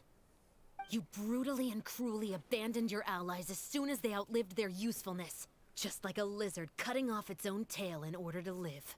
You've been doing this for years. So, Using the you big brain played plants me for like a long fool after time. all. Bernard is suddenly knocked out by a sudden strike. And died, tragically. What was that word you used? Ally? You think that someone as foolish as him is worthy to call himself my ally? They were worthless scum, all of them. Not just Bernard and Pierre. Well, there we go, that's a Theirs, confession. too. They always just saw me as a tool. I lost all my That's a chances full-ass of a normal confession. life just because Do we I was even need to keep born investigating into now? their lot. Not only that, but because they wanted me to become an undercover agent, they stripped me of my name, too. I had to live in constant fear of them while they were alive. And even once they were gone, I had to continue to bury my heritage and my name. Always worrying that their enemies would come knocking at the door. Do you know anything about what I've been through over all these years? My life as the last Lefebvre? Expression seems a bit unnatural. Inside check says there's a hint of drama in the voice of the suddenly agitated Elodie. Feels like her anger may be part of some kind of bluff. I don't, and neither do I care. Damn, what a crazy story. Except I can't remember who asked. No one asked about your past. Are you for real? Aren't you a Lefebvre victim too?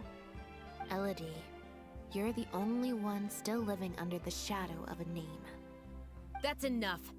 Keep your hands where I can see them and do not resist arrest.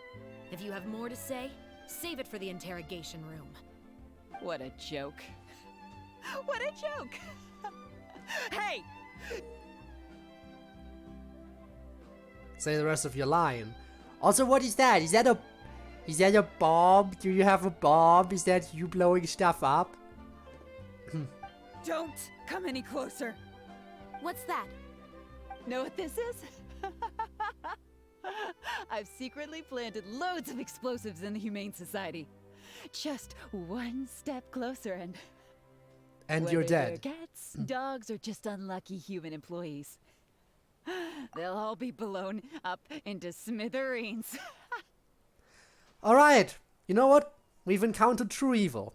I mean, we already knew that we had true evil people here, because, you know, smuggling drugs in animals, but, killing humans, now that's totally understandable. Humans suck. But cats and dogs too? That's taking it too far. Blow up all the humans you want, but you leave those cats and dogs alone. This is the most evil person in all of Genshin. We have found the most evil person in all of Genshin. Nobody else could ever come close to this level of evil. There's no way anything could be worse. Surely you bunch of goody two-shoes won't let that happen, right? Oh boy! Deception. Assist Linny in deceiving Ellie. Persuasion. Try to convince Elodie to surrender. Stealth. Launch a sneak attack on Ellie while she's distracted. Intimidation. Help Shavers to intimidate Elodie. If you fail, you die. Is it me who dies? Oh boy. Mawa times 4. Do not fail. I've been on such a long lucky streak. I'm bound to fail eventually.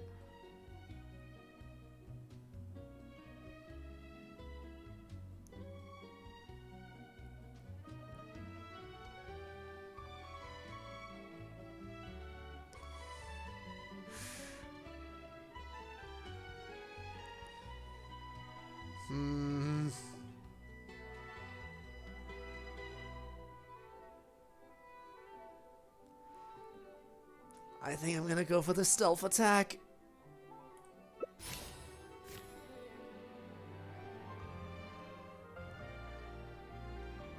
I need at least a 9.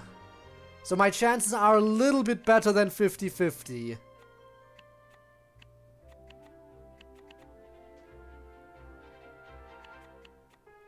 I have a bit over a 50-50 chance, but not much higher. Believe in the heart of the cards. Believe in the heart of the cards. This card. No, I can't go for the right again. That's not gonna work. Here? Is it this card? Spinne, tell me, is this the card? You must know. Is this the card that will guarantee my success? Is it a 9 or higher? I don't... What do you mean? You don't know. Believe in the heart of the cards. 9 or higher. 9 or higher. Fuck!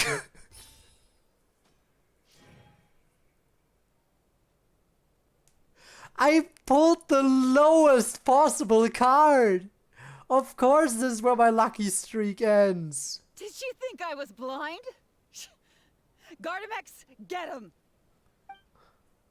Not good. She's trying to escape. We need to end this fight as soon as possible.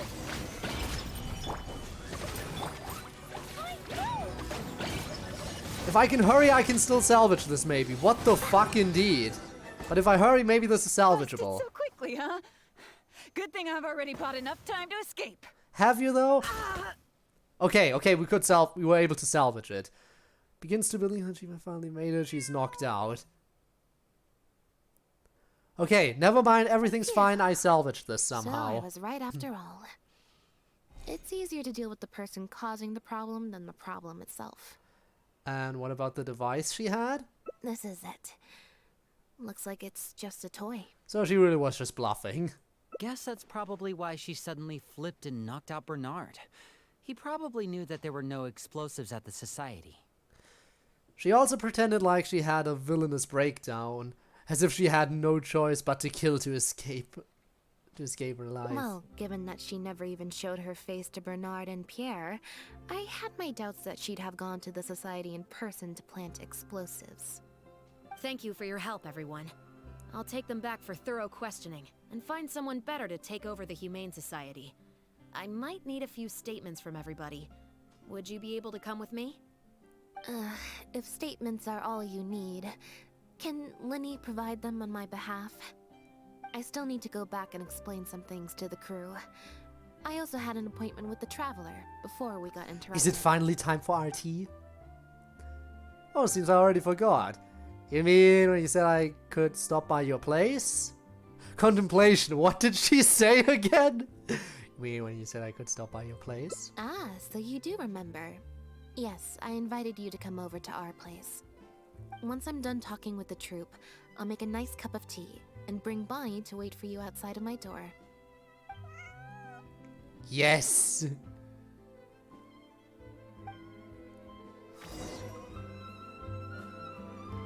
Recharge with Lynette. We need this recharge. You over? Damn. I'm winning.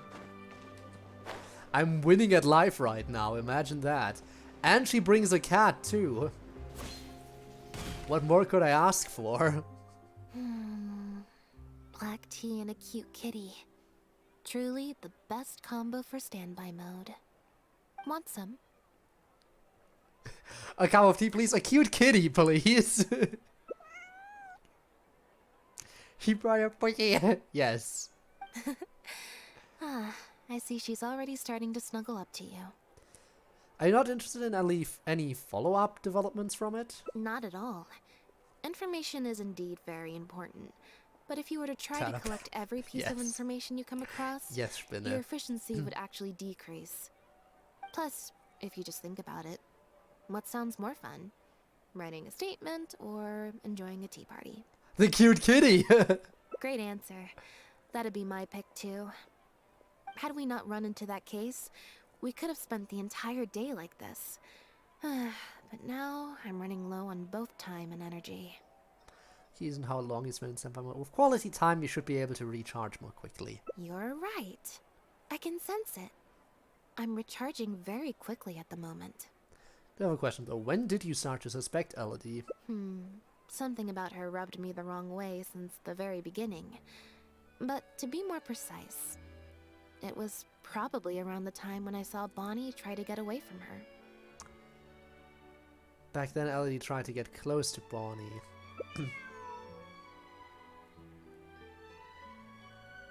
Elodie tried to get close, but Bonnie deliberately dodged her. Maybe Bonnie had tried to evade her before at Pierre's base. Or perhaps Bonnie just instinctively knew that she wasn't a good person. Very bad. Not everyone BRB? who likes cats is a good person. Well, by the time But you're if back, my cats stream like might be you, over, but sure. You're probably alright. See you in a bit, perhaps. Fair enough. Humans tend to overthink things, but cats rely on their instincts, and they're pretty sharp. I mean, just look at Bonnie. Oh, I'm looking. She took a liking to you the moment you met. Adorable.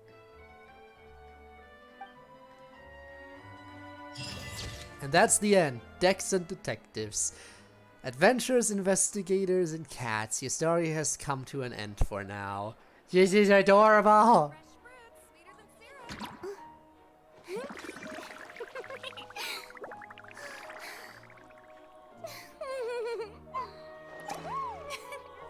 Well, that's that for the time being.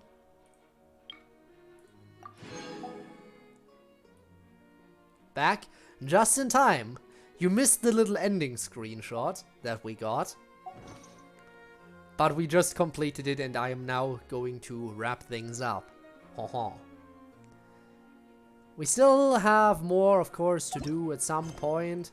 Like, let's face it, as you can see, that's one ending out of 5.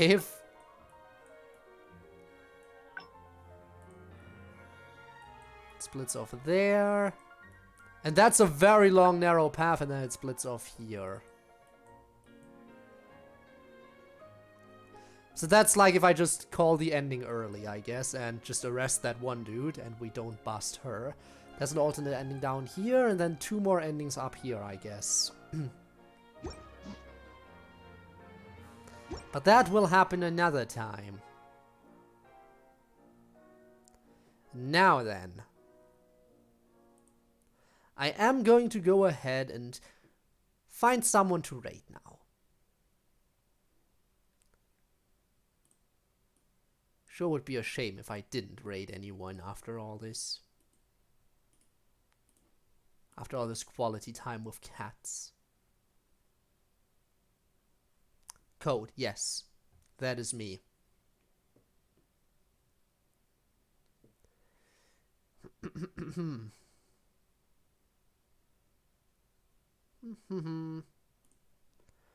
We could maybe finally raid Alex again, because you were like so insistent on it that one time, and I was like, there's gonna be more opportunities. We could. It's an option.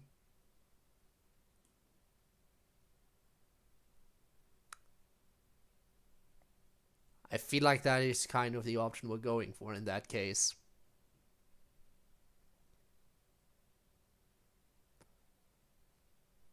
Nothing else? Then I'm setting up the raid now. Also, yay, the stream is unstable, as always.